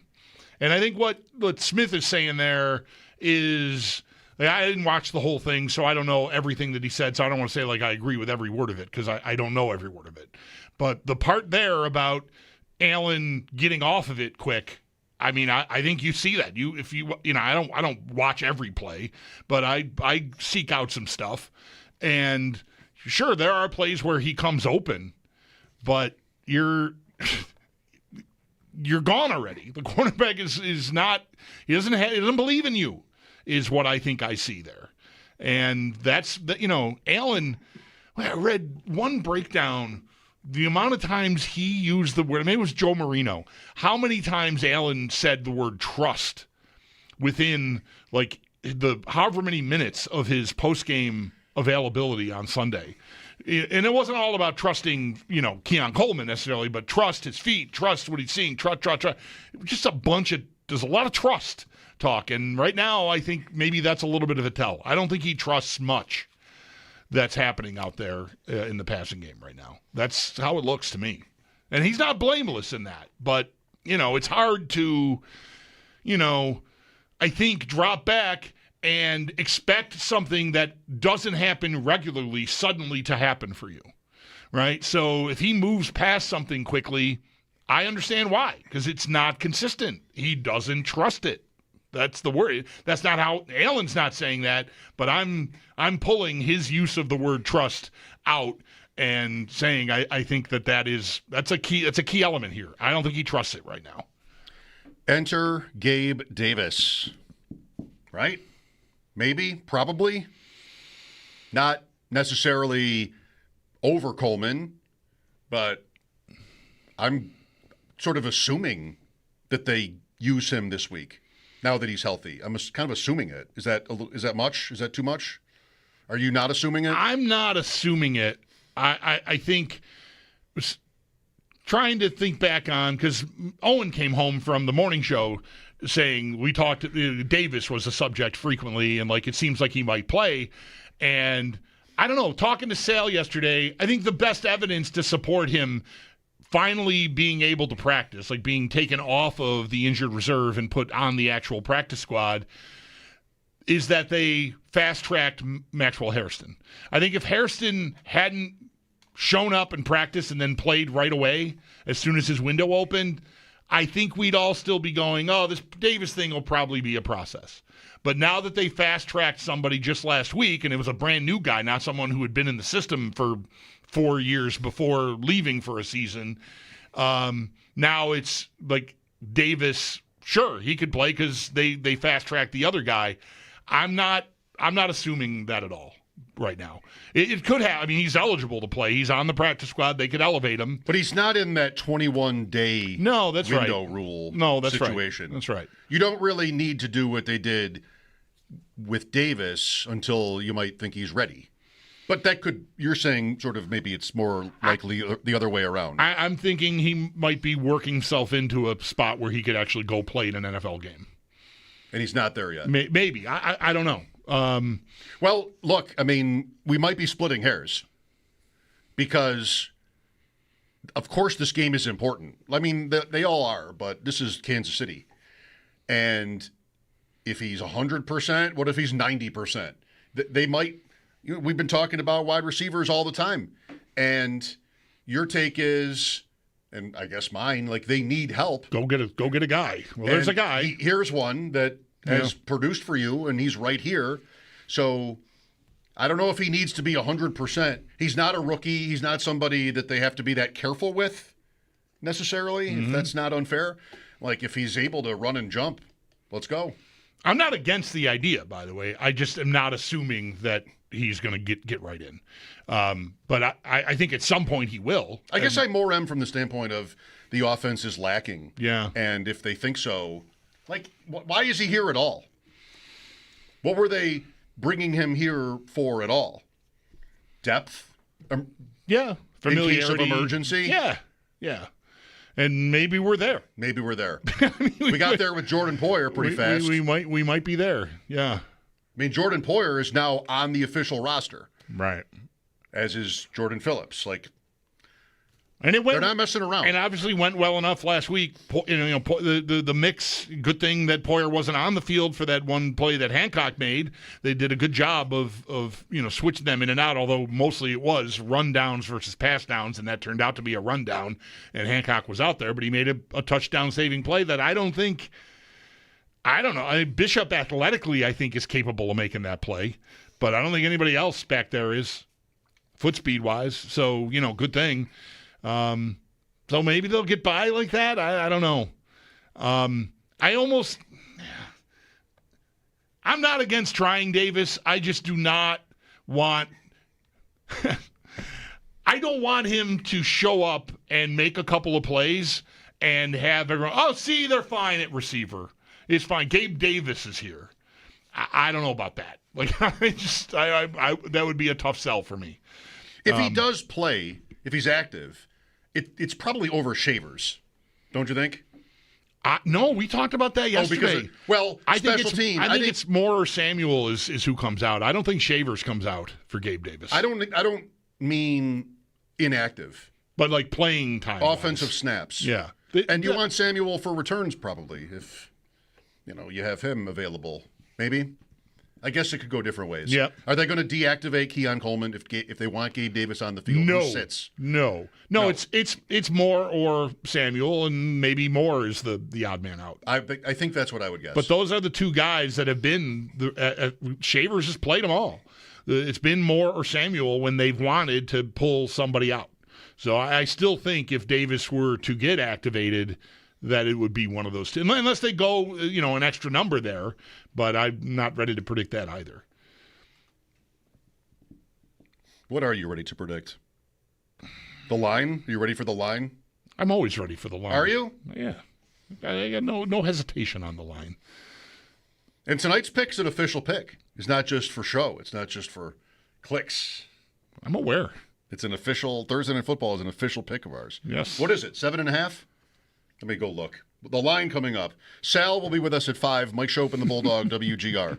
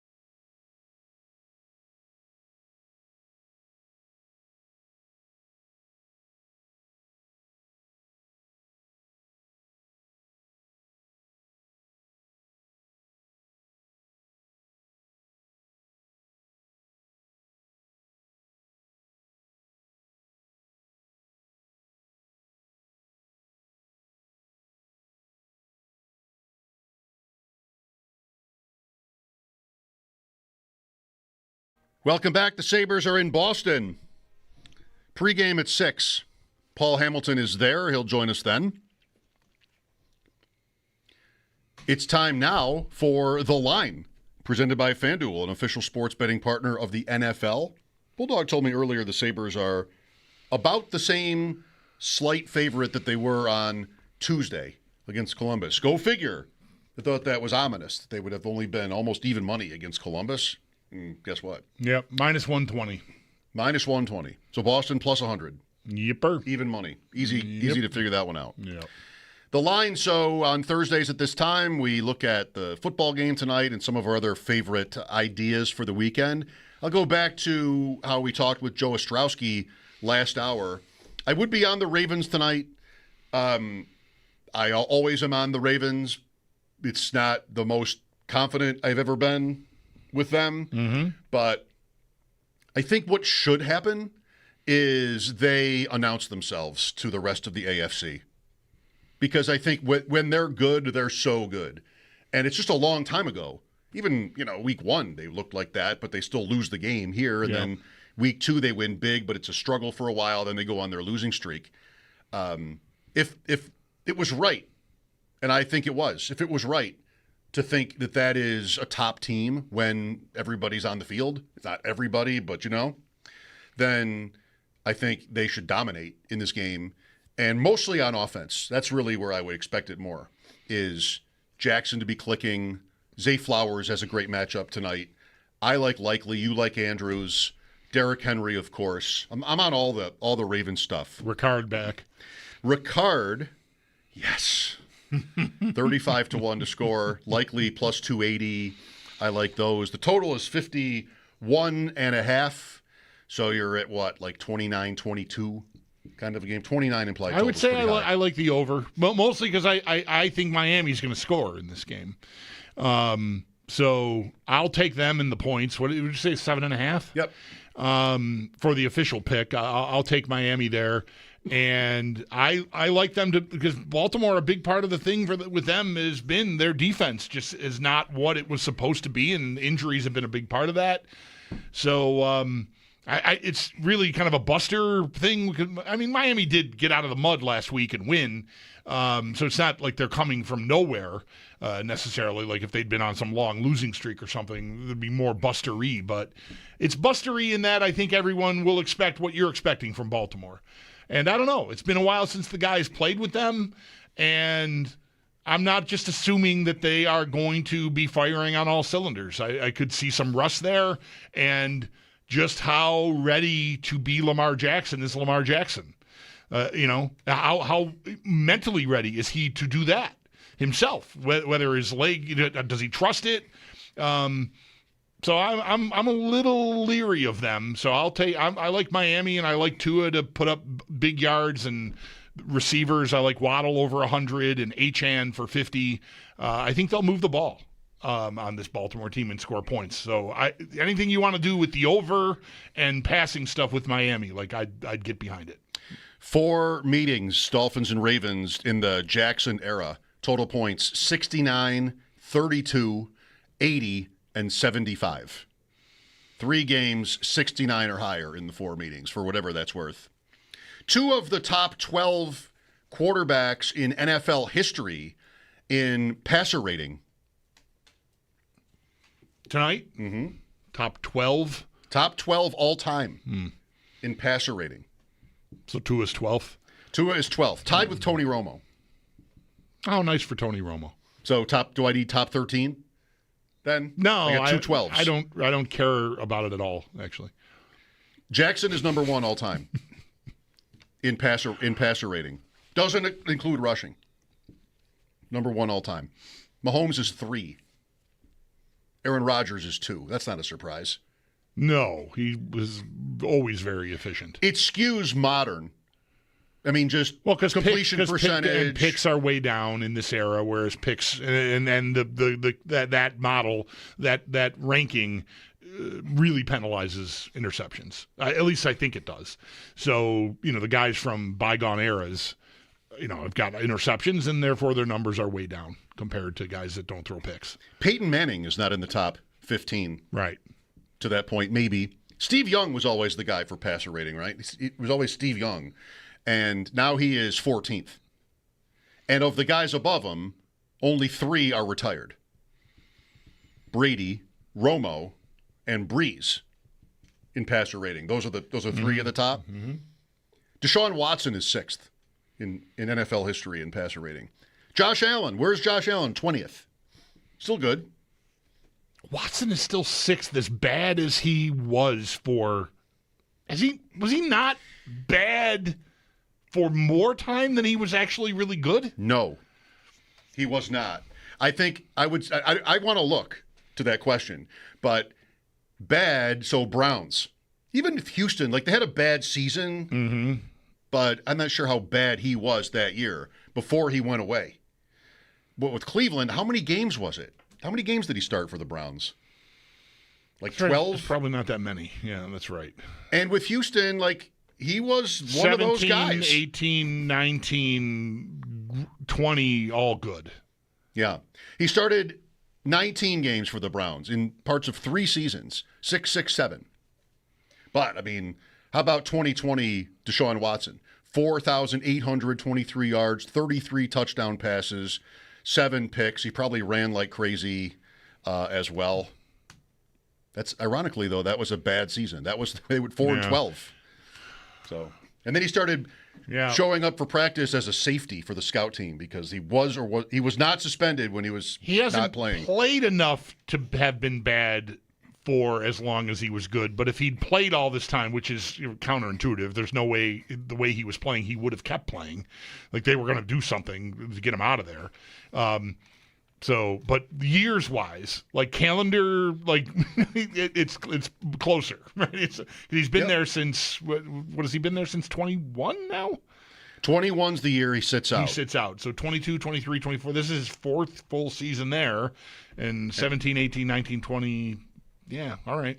That's about right. I mean, 22 is where he's suspended for most of the season, and he shows up late. Right. Then injuries the next couple of years after that. Let's go to Brian here. Hi. Hey, guys. So a lot of talk about trade talk, and I'm just reading articles, and I think Ben Solak kind of put it together in my head the way that I would have thought about it as well. He basically just said that the Bills have the best rushing offense in the league, and when they commit to that, that's obviously their best identity. When they stray from it, they look bad. So in that same vein, I mean, I look at the 2024 offseason and then the trade deadline with Amari Cooper, and then obviously in 2025, and we've tried a ton of receivers under this regime, under this coordinator, and they just none of these guys have a role. Elijah Moore has absolutely no role. Curtis Samuel has no role after a year and a half, and injuries certainly play a part of it, but they're not expanding. Nothing is happening. With both of those players, it's a bubble screen or a jet sweep. That's all those guys have. Amari Cooper never blossomed. You drafted Coleman. Now he's stuck in an X role where he obviously is overmatched. And so you head into this trade deadline, and Raheed Shaheed is the big name, and I really honestly don't think the Bills should pursue a wide receiver. I have no faith that this coordinator and this offense is going to get that player involved in a meaningful way. You're talking about, well, maybe they can lift the top of the defense. It's not a passing game that even tries to explore that way. And so the contrarian view would be to do anything you can to add to the run game and make that even more efficient. I wouldn't necessarily say that you could do that, although the name Wyatt Teller got thrown out again, which made you think. I don't think that's logical. But so then you flip on the other side, and where are they paper thin? They're paper thin at safety, and they're paper thin at defensive tackle. And I just feel like that's a player that would actually be more meaningful when it comes to playoff football than just another receiver that catches 2 passes a game, if not 1 pass a game. Okay. Thanks, Brian. I totally understand why you feel that way. The Cooper bust is central to that. The fact that he never played another down of NFL football following the AFC Championship game tells you a lot about maybe what he was when he got here. I'm going to die trying to add someone to this passing game. I don't think that the coaches are incapable. I think they don't have the guys right now to get open, to make it work. So that's what I think I am seeking even more. I don't disrespect the idea of defensive tackle. I feel like the back end, I'm going to take Hancock out for a spin. Like, I think I might feel okay. Hairston's back. Like, I don't feel a crisis as much back there. We'll see. It's only one game last week, right? I mean, I might, this Sunday could be a bloodbath, and I'll be right back to, oh my God, malpractice in the secondary by this organization. But I still feel like I need something at receiver that I don't have right now. Sal Capaccio next here on WGR.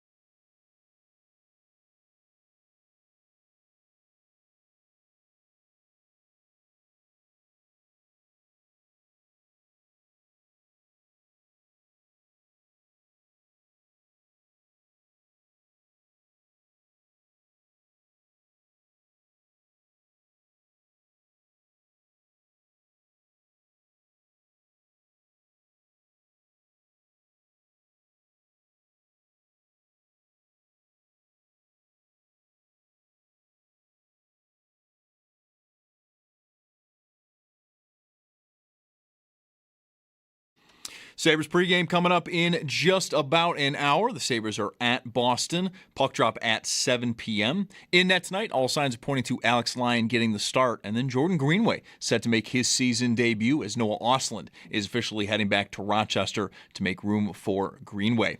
We've got 10 other games tonight. Some of the notables in the NHL. Tampa Bay hosts Dallas. That game's going to be over on TNT. And Nashville, they are in Philadelphia versus the Flyers. Both those games also get going at 7. 9 p.m. sees Rangers at Oilers. Then the night's going to wrap up at 10:30. The Kings will host Detroit. For the Bills, some training camp news. The team did announce a new 3-year extension to continue having training camp over at St. John Fisher University. And then some changes today on the official injury report. Daquan Jones and Shaq Thompson did not practice. For Thompson, that is a downgrade from yesterday, but some good news for Josh Palmer. He goes from not practicing yesterday to limited today. Matt Prater limited as well. And then everyone else was a full participant. The Barnes Firm Injury Report, it is brought to you by the Barnes Firm. Injured for help, call 1-800-8-MILLION. And do stay tuned. We'll get more on the Bills. Sal Capaccio does join the show next. Week 9 gets underway tonight with Thursday Night Football. Dolphins host the Ravens. Kickoff at 8:15 over on Amazon Prime. You can also listen to the game starting at 7:30 over on our sister station, The Bet 1520. And perhaps the biggest news of that game, Lamar Jackson back in the lineup for Baltimore. The first time since Week 4 when he did suffer his hamstring injury. And join WGR and Bud Light for a Buffalo Football Friday happy hour. Schopp and Bulldog will be broadcasting live tomorrow from 3 p.m. to 7 p.m. at Neighbors Pub, 337 Kenmore Avenue. You'll have a chance to win a Josh Allen jersey, no purchase necessary. And you can also enjoy some other Football Friday live broadcasts coming up at Leo's and at Mitchell's. Bud Light, easy to drink, easy to enjoy. Enjoy responsibly, 21 plus. That's your Paddock Chevrolet Sports Update. Paddock Chevrolet, celebrating 90 years of being your hometown dealership. I'm Zach Jones for WGR Sports Radio 550.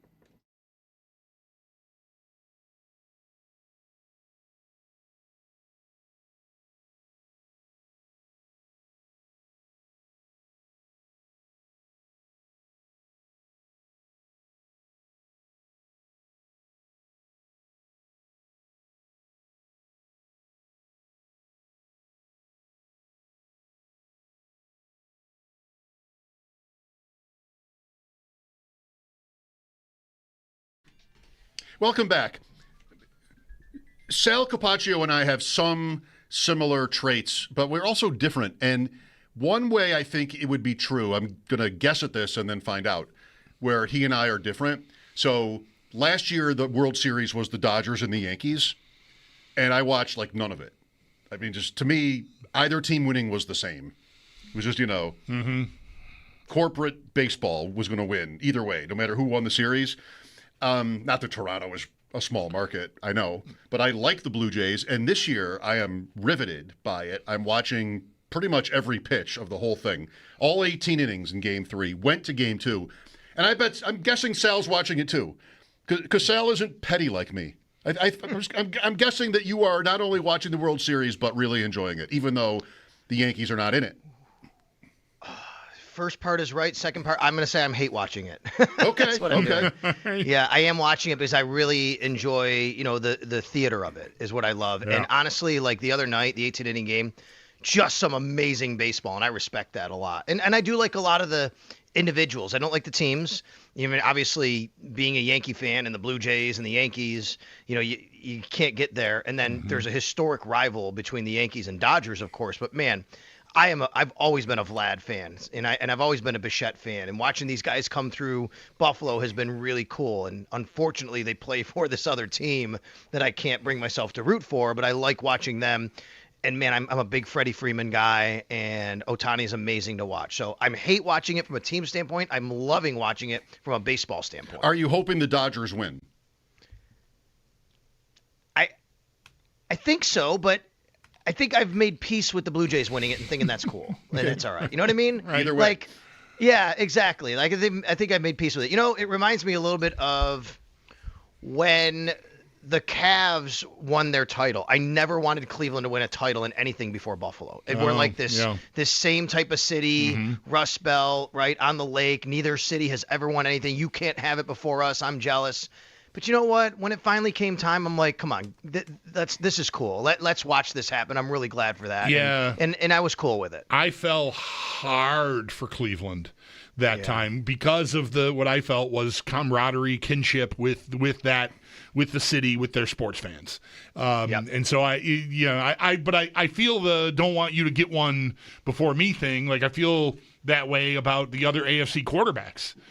For instance, right? I don't want Burrow to get one. I don't want Jackson to get one before Josh does. Mahomes has already got a closet full, and I don't want someone else to pull it off before the Bills and Josh Allen do. So I get that part of it.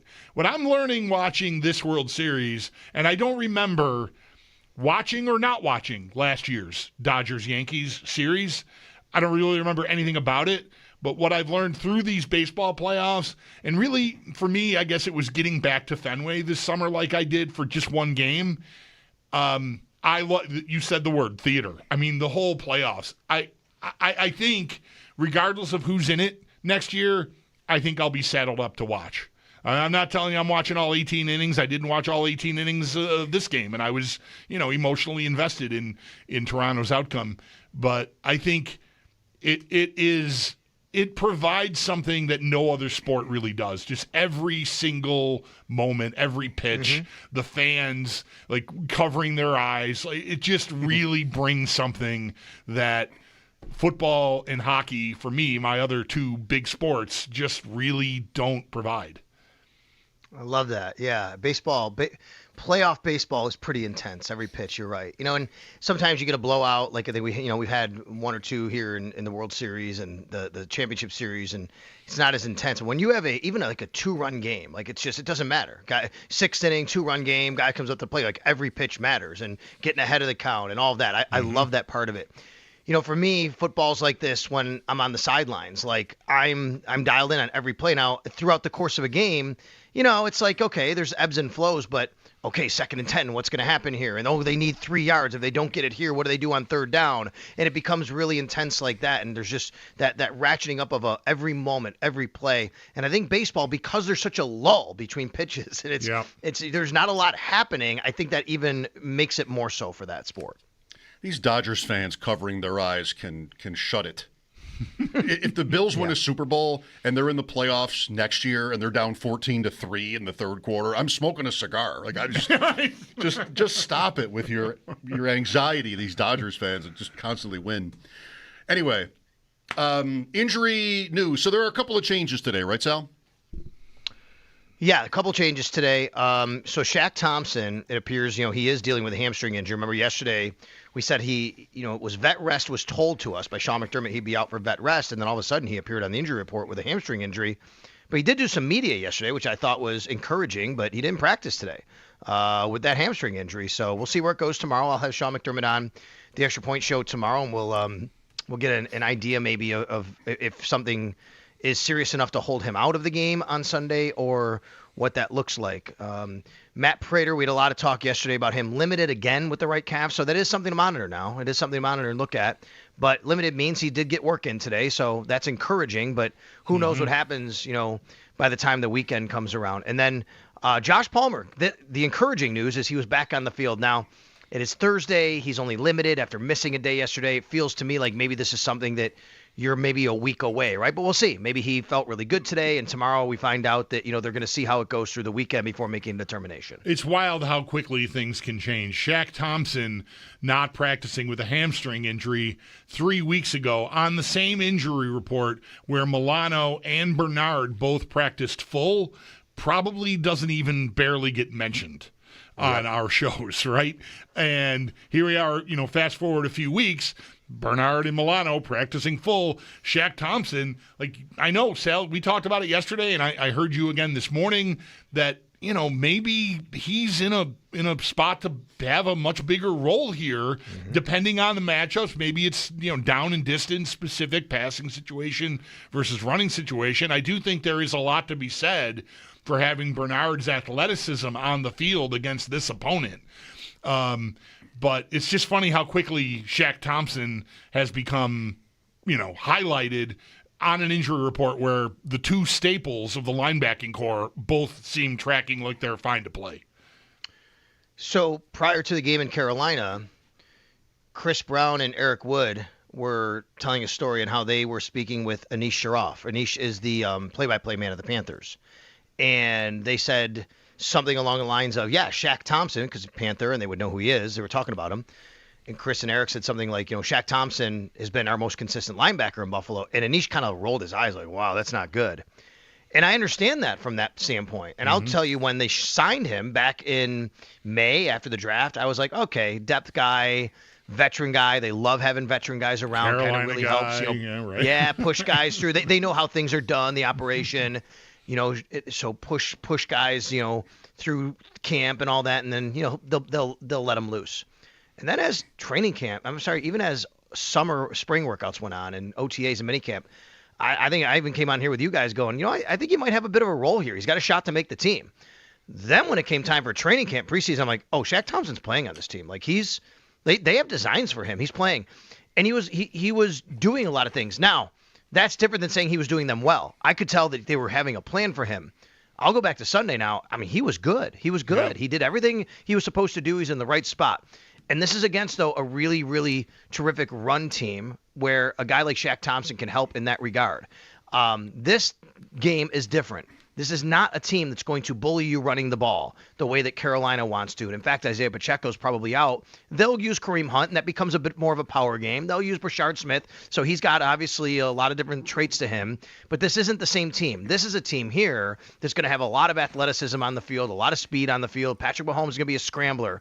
I'm not telling you Shaq Thompson isn't as valuable against the Kansas City Chiefs the way he's playing, but I will say matchup-wise, I think Terrell Bernard is a guy that might be more effective in this particular matchup than Shaq Thompson. I almost want to hesitate to ask this because it might just be ridiculous sounding. What does limited for a kicker look like? Like, is he kicking one ball and or is it just I'm stretching, but I'm not? Like, there's some number of kicks that would be like the full amount in a regular practice, and this was less than that maybe by rule?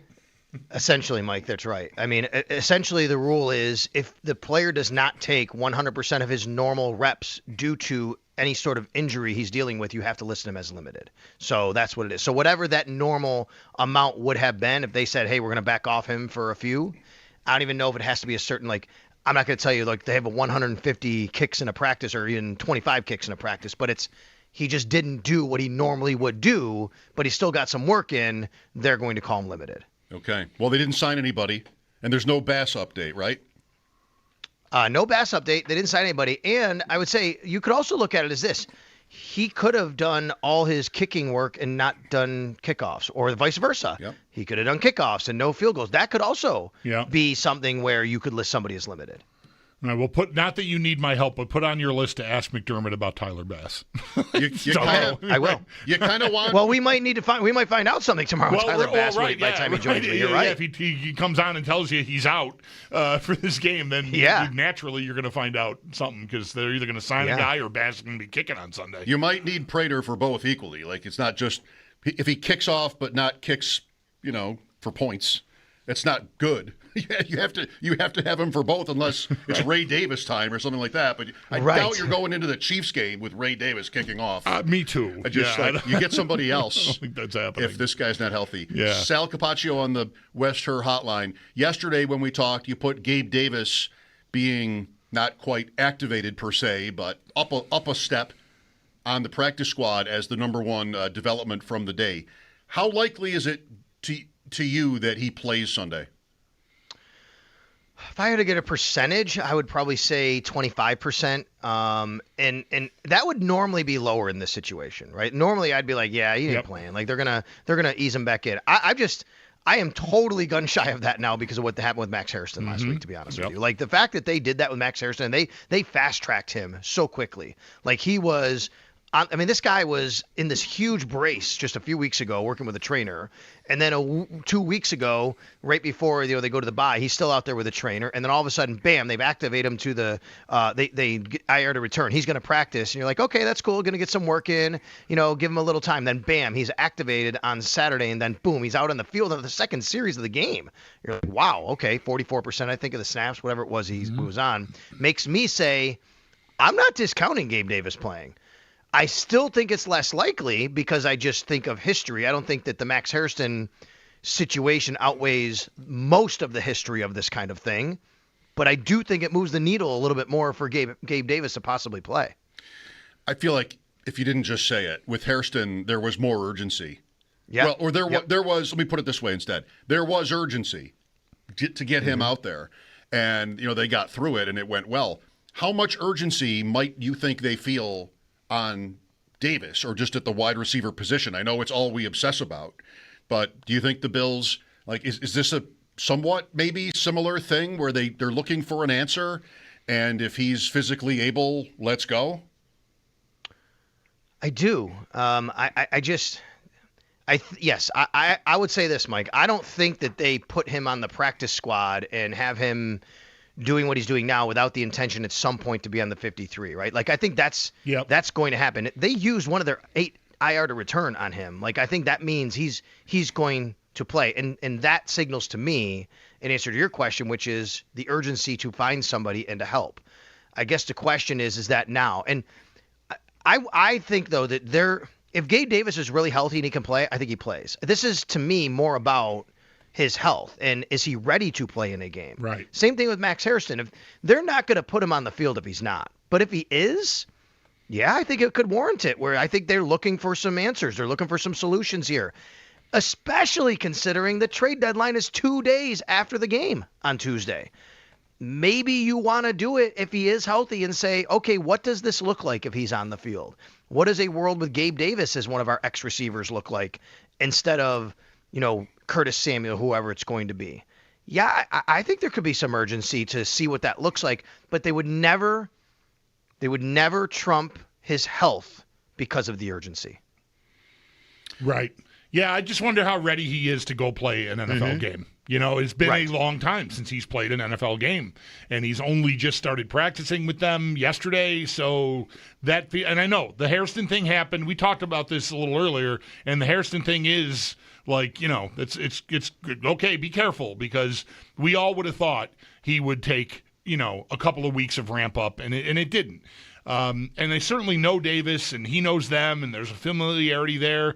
And I don't know, maybe Allen is eager to get him back on the field for them. Not that he's going to tell you he's feels lost at sea with the receiving corps as presently constituted, but whatever. They've had their struggles, and maybe Davis is someone that he could feel like I can trust this guy. I know where he's going to be at least, and that would be all the reason you need. I wonder. I think we did talk this through yesterday. I don't think any of us think Shavers is the odd man out. It's probably a Moore or a Samuel that comes out, unless they want to go with an extra body at receiver to make room for Davis.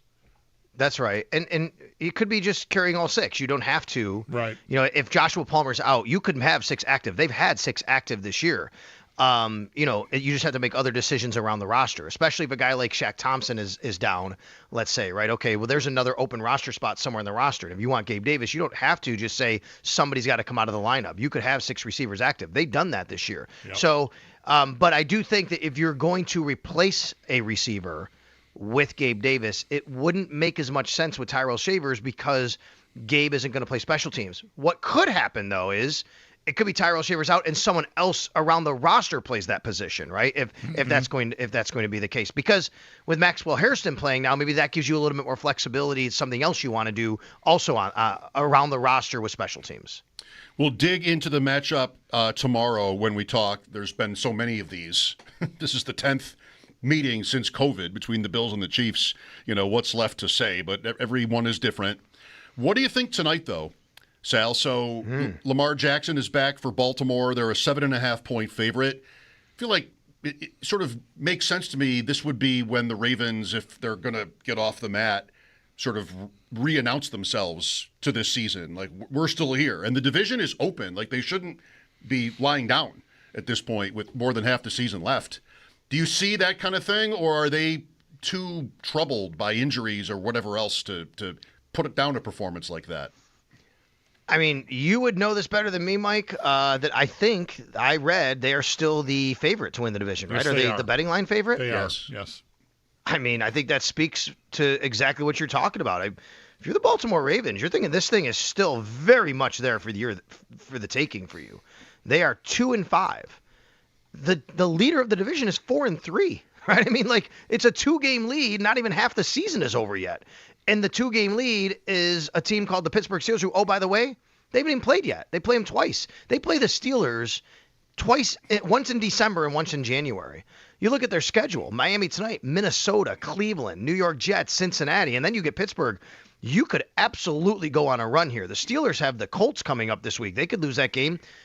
After Sunday, the Baltimore Ravens could be 1 game back in the division and still play the Pittsburgh Steelers twice. If you're the Ravens, you're feeling great about it. That said, they do have challenges on defense, even when they're healthy. They have not been good on defense this year. Part of the thing that happened in Buffalo was the Bills just kind of in the fourth quarter doing whatever they wanted on offense once they had an opportunity. And really, even before that, they had 25 points scored. But you look at the Ravens on defense this year, they gave up.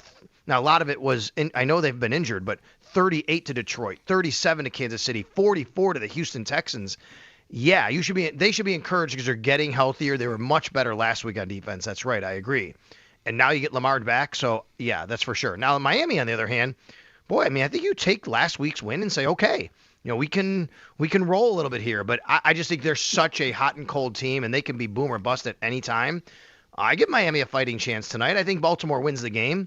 But I wouldn't be surprised if Miami comes out a little bit better than what we've seen and build on last week's performance a little bit. I'm expecting them to score tonight on that Baltimore defense. Mm-hmm. Yep. So if you think that, then, I would take the points, and, I think anything could happen. So it's pretty juicy on the money line. I think Bills fans should want Miami to win tonight. I really do. I think if Miami wins, it doesn't really do anything to the Bills, because right now Miami is kind of buried right now. Even if they win, they're 3-6. There's still 4 losses more than the Bills, and the Bills beat them. That's 5-game lead essentially. But you really hurt the Bills Baltimore. would have on them.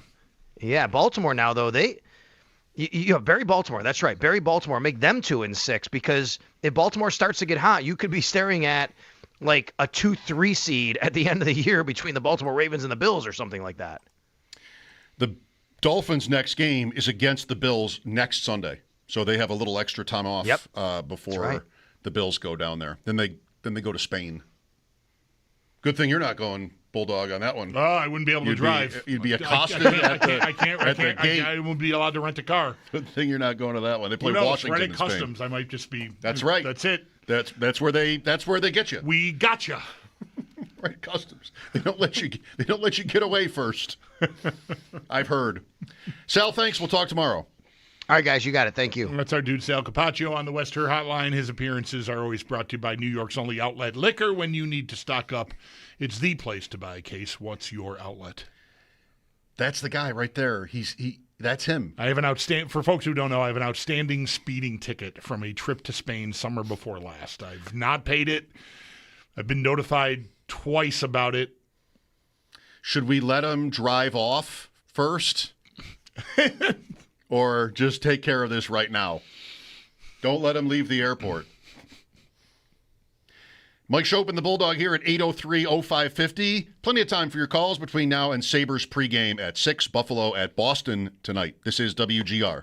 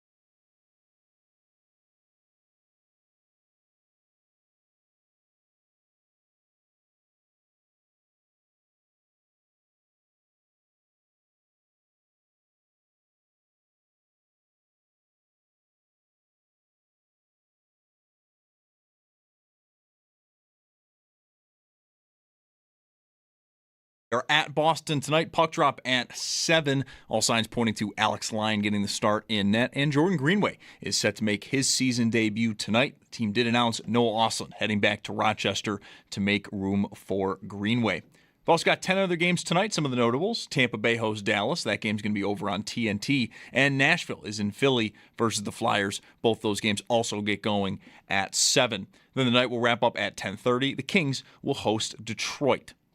Some news for Bills training camp. The team announced a 3-year extension to continue having training camp hosted by St. John Fisher University. And then some changes to the official injury report from yesterday. Daquan Jones and Shaq Thompson do not practice. For Thompson, that is a downgrade from yesterday. And then some good news for this: Josh Palmer, he goes from not practicing yesterday to limited today.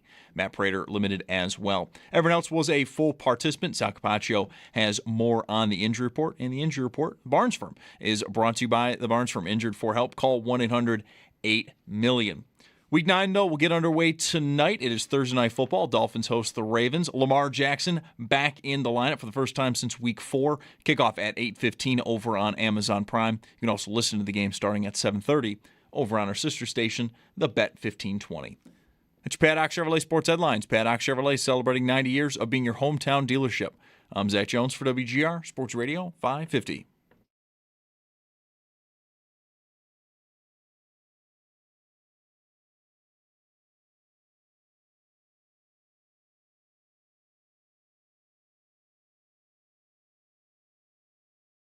Ready to take your game day to the next level? Enter now at WGR550.com for a chance to win a $300 tailgate tray certificate from Alibaba Kebab to feed 12 football fans. Each Friday, so tomorrow, a winner will be announced during Football Friday with us. Fire up your taste buds at any of Alibaba Kebab's 3 locations. Bulldog and I were just talking fantasy. You should have been here. Fly on the wall moment passed. Sorry. You only play, the only league you're in where you use the ESPN app is the league that I'm in with you, right? Yes. That's the only, because it's possible. I want to look again before whatever. I'm not gonna find out for sure. But I spent some time there. We're having a terrible year. All the guys we talked about with Ian Hartitz who are having bad years are on my team. You have all the juniors. I have all the juniors. So Marvin Harrison Jr., Brian Thomas Jr., Fannon's been all right. He was a late ad because I have George Kittle and Travion Henderson Jr. is on just terrible, just horrible luck, right? So we're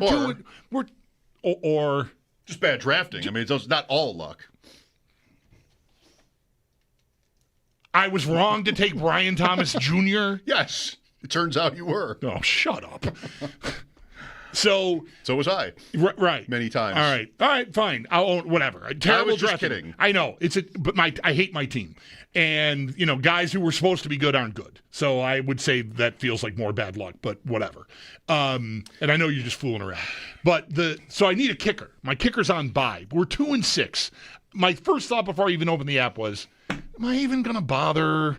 Yeah, I have moves. I don't want to be the guy that leaves a spot vacant. Other people are competing. I'll find. Right? I'll go find a kicker. What do I want to know most? If my kicker is on bye and I'm going to replace him with another kicker, what is the number one thing I want to know about the guy I'm about to put on my team?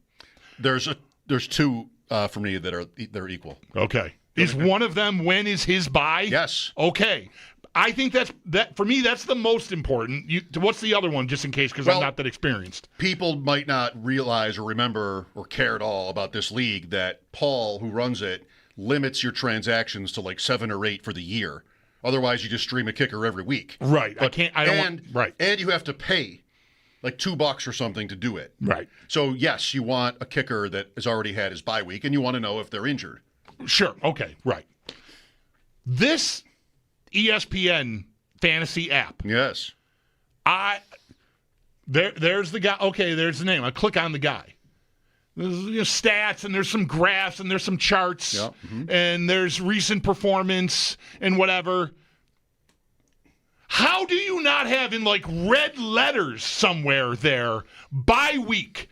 I remember when we drafted that, I saw that all over the place when we were doing our draft, when guys' bye weeks were, because you want to not draft too many guys that are all going to be on the same bye week, right? It's something to keep in mind. Don't make me work here. I got to click on you, and I got to click on your game log and scroll to find where you're bye. What are you doing? Be a little more user-friendly. The most important thing at this point in the season, to me, in this situation, I'm shopping for a kicker. Has he had his bye yet? Because I don't want to have to make another move. That's right. Because I'm signing a guy who's on bye next week. I just did not want to have to work. I mean, it took 45 seconds. This is what you hate. But it just really pissed me off. Like, the mechanism should be, that information should be right there. You should not make me have to dive past a pie chart of his indoor versus outdoor kicking accuracy or whatever you got on there. Just give me the information that is pertinent. Is he healthy, and has he had a week off yet? That's all I need to know. He's got a leg. He's going to kick. I'll take him. Well, listen. I'm not going to, who are his opponents? How likely are they to score touchdowns instead of field goals? Oh, my God, no. Does he have a pulse? Does he have a leg? Has he had a bye yet? That's all I need. It's really Paul's fault. Yes, for having the ESPN host this stupid league. Well, I mean, no, it's his own rule. It's not even ESPN's rule. Oh, it's his right. rule. Yeah, right. That you have a limit. It's just how he runs it. That's fine. It's not like I'm not really mad at him for this, but it's really what I think makes his league unique is this limit on transactions. ESPN wouldn't expect you to care that much. Oh, yeah, I guess that's right. Your guy's had his bye week yet, but if you have only 8 moves for the year, then you're absolutely wanting to know that. It's completely right to want to know that. I did the same thing today. And I looked at the list of kickers, same list as you, and needed one, same as you, and picked one, and I had to make sure when I did it that the guy had already had his bye week, and he had. So you have one less guy to pick from because of me. Okay. Chad Ryland. Who did you grab? Arizona. Yeah. They were on bye last week. I decided to wait and just see what happens here over the next couple. I don't need the guy that's kicking tonight or something if he's even available. I don't even know. So I'll just see what happens. Who knows? Maybe something happens here and Tyler Bass is activated or something. If Prater can't go and he's healthy and it's been holding them back, and I'll just grab him because the Bills have had their bye. Also, you can run into trouble if you're not completely, and this happens to me too, really all the way up to speed on kickers. Because some teams will have 2 guys listed. Miami might have Jason Sanders listed, who I don't think has played all year. Okay. Kind of like Bass. He's been on IR. Yeah, okay. I don't even know if he's not back. Maybe he's back. But Chicago has used 2 guys. Washington has used 2 or 3. Atlanta, like San Francisco. Some of these teams have used different. Indianapolis now. And you got to make sure you know who the right one is. So there's a little bit of that too. Brian Thomas Jr., not a bad pick. But whenever it goes like this, we talked to Ian Hartitz earlier. He talked about Brian Thomas Jr. He's like, it's probably Lawrence's fault that this isn't going better. Think about all the different variables and players over the years, but he's the constant. When the season began, right away there was a Mac Jones got him off last year. Yes, that's right. That was a thing. And I did a podcast at least once a week, twice a week, this show. I drafted 294 teams. I never once thought about that. Or heard anybody else mention it. The Mac Jones factor? Yeah. We all just sort of, pilled ourselves into thinking that Jacksonville was like a nice idea. Liam Cohen. Lawrence is going to actually be good now. Cohen said this summer the offense is going to run through Brian Thomas Jr. When I heard that, it wasn't why I drafted him, but it was certainly on my mind when we drafted. I thought Jacksonville's going to be good. I started pushing them down in the, did I do this right? In the reverse AFC power rankings. Yes. First time ever. I'm running hot, and I got it right for a change. But I don't think you knew this was all coming here when you said we were talking fantasy, because I wasn't yelling at you during the break, but now I'm yelling. Now you are. I'm yelling now. I hate my team so much. What you could always, though, this is just like real life with the Bills. Was it a bad pick? It doesn't work out. Was it a bad pick or were you unlucky? How much can you really know?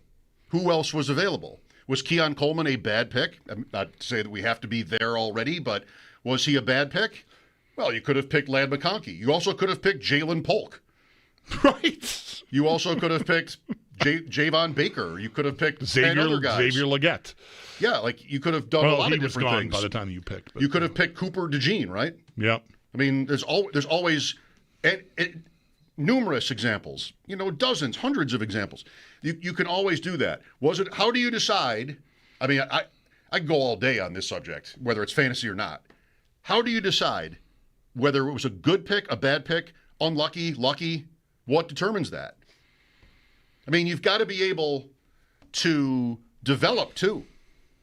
And this is, of course, quintessentially quarterback, but it can be any position, really. Like, if you draft a player who's ready to be good, but you don't teach him properly and you don't put him in the right role, then he's bad. And then was it a bad draft pick? Well, I guess yes. But then, by rule, all of your draft picks are bad because you don't know what to do with any of your players. This is the Bears, pretty much, or the Jets every time. They just don't know what to do with their guys. So they end up looking like busts, and some of them would have been anyway, and some not. I don't think Brian Thomas Jr. was a bad pick. I think Marvin Harrison might have been a bad pick because we already had a year, and the Cardinals thing is just so. You see today? No, I just no. All I know about them is that Murray's supposed to play, and thank God because he's on my team too. So Murray, I hate my team. You hate Murray. I hate Murray. Murray was supposed to talk today, but the Cardinals came out and said, we will make a quarterback available later in the week instead. I mean, what is that? Everybody is miserable there. That's kind of weird. What is that? Yeah.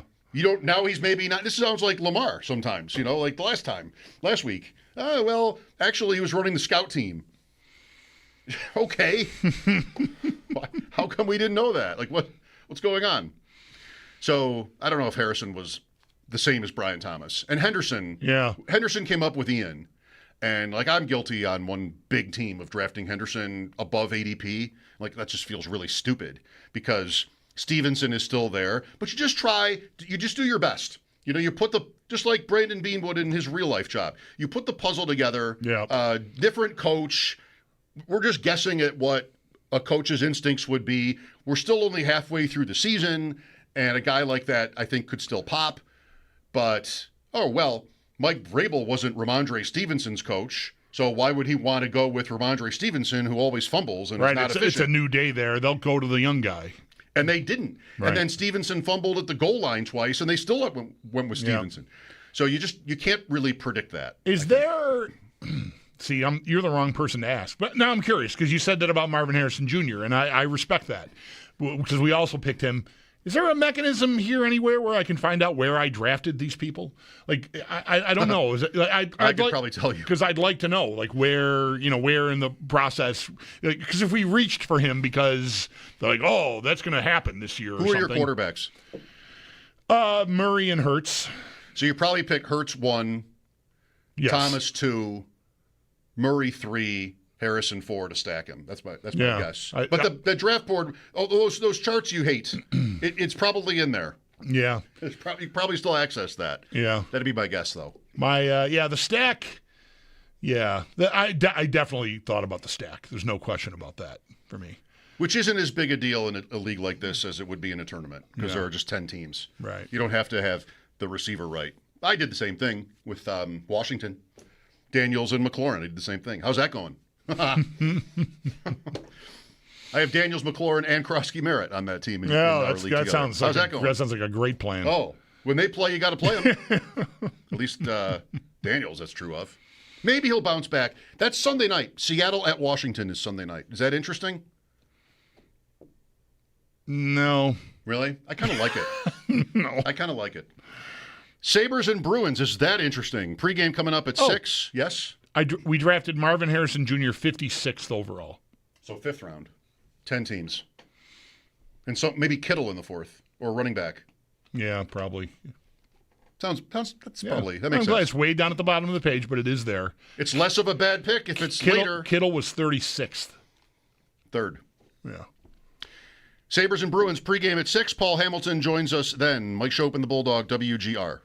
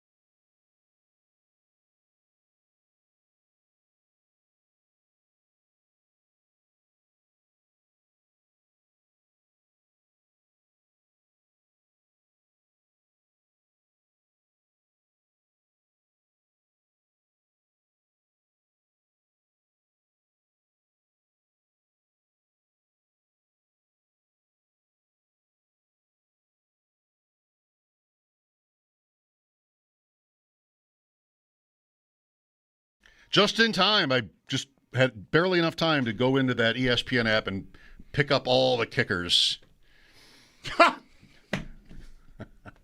That's fine. Go ahead. That's how you do it. Then I don't have to do anything then. Then I won't be the lazy jerk who's not trying and costing. If you guys, there's no kickers available, my hands are tied, Paul.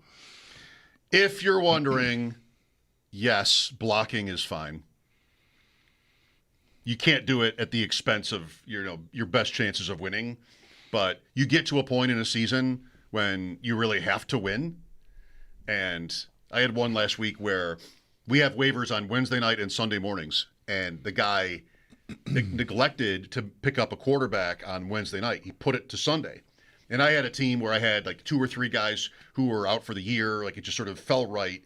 So I was able to bid on 3 quarterbacks on waivers in case he stopped short. But there were so many. Dalton shows up. Right. And Kirk Cousins shows up. And Flacco was there. And Huntley for Baltimore. Right. In a different world, I would have had him because, he wasn't going to be able to get one, and I needed to win. But he did get Flacco, who outscored my guy, but I still won. So it was. I don't think there's anything wrong with it. You play to win. That's it. I'm not really going to block 8 moves a year. I'm not taking all the kickers. Believe me. Yeah, I believe that. We'll talk to Sam Panayotovich tomorrow at 3:30, as usual on a Friday. It tends to be that with Sam, we get into college football a little bit, and not as often do we do that with Joe Ostrowski, who was on earlier today. I saw from somewhere, wasn't a Bet Sweats tweet, but that Miami of Florida is playing at SMU this week. Okay. They're about a 12-point favorite. Mm-hmm. It's their first game of the season not in Florida. Well, that's nice. Right? What a nice... You made it to November. The season started in August now. You made it to November without having to leave the state, and they were top ranked for a while there. Right. So what is that? Florida State, Central Florida, South Florida, Florida. Yeah, right. Did I mention them all? I mean, I'm sure they didn't play all of them, but maybe. Yeah, that's how you could pull it off. And then whoever you played at home, it could have been Maine. Right. Doesn't matter. Right. Doesn't matter. You were there. Yeah. We'll get to Paul in the pregame show next. Alex Lyon, you on board? Better work. I like that they're playing who has been their best guy. I just thought they would defer to trying to get Luukkonen up and running, which is what I was saying yesterday. So I kind of admire that they're going with Lyon because he's been their best guy. They're trying to win games. So maybe they're not going to be as worried about – maybe I was wrong about everything yesterday. Maybe Ellis will play before Luukkonen plays again. Who knows? I'd be surprised, but I don't know. I'd play him tonight. The kid? Ellis, yeah. I mean, when does this ever work? When you have the Sabres have had this every year in this drought. Like, you have your number one goalie, and I got to win games, right? Like you said, of course, that's how the pressure's on. The pressure's always on with the Sabres. Got to win. And so you just sort of play the guy every night. And how does that tend to go? I mean, everybody wants to win all their games, and they play backups, on a schedule anyway. Yeah. Because it's in the best interest of the starter. I don't know. Maybe the Sabres are forcing it a little bit here. So they've got 3 goalies. Why only use 1? He plays tonight, right? Ellis played 1 game. Luukkonen's played 1 game. Right. And this is game 11. So he's played 9 of the 11 games they've played. He's started. Yeah. And played them all. Like, he has not been pulled in any of these games. He's played well enough to not get pulled. See what Paul thinks. Paul's in Boston. Sabres Bruins pregame next. Mike Schopp and the Bulldog here, WGR.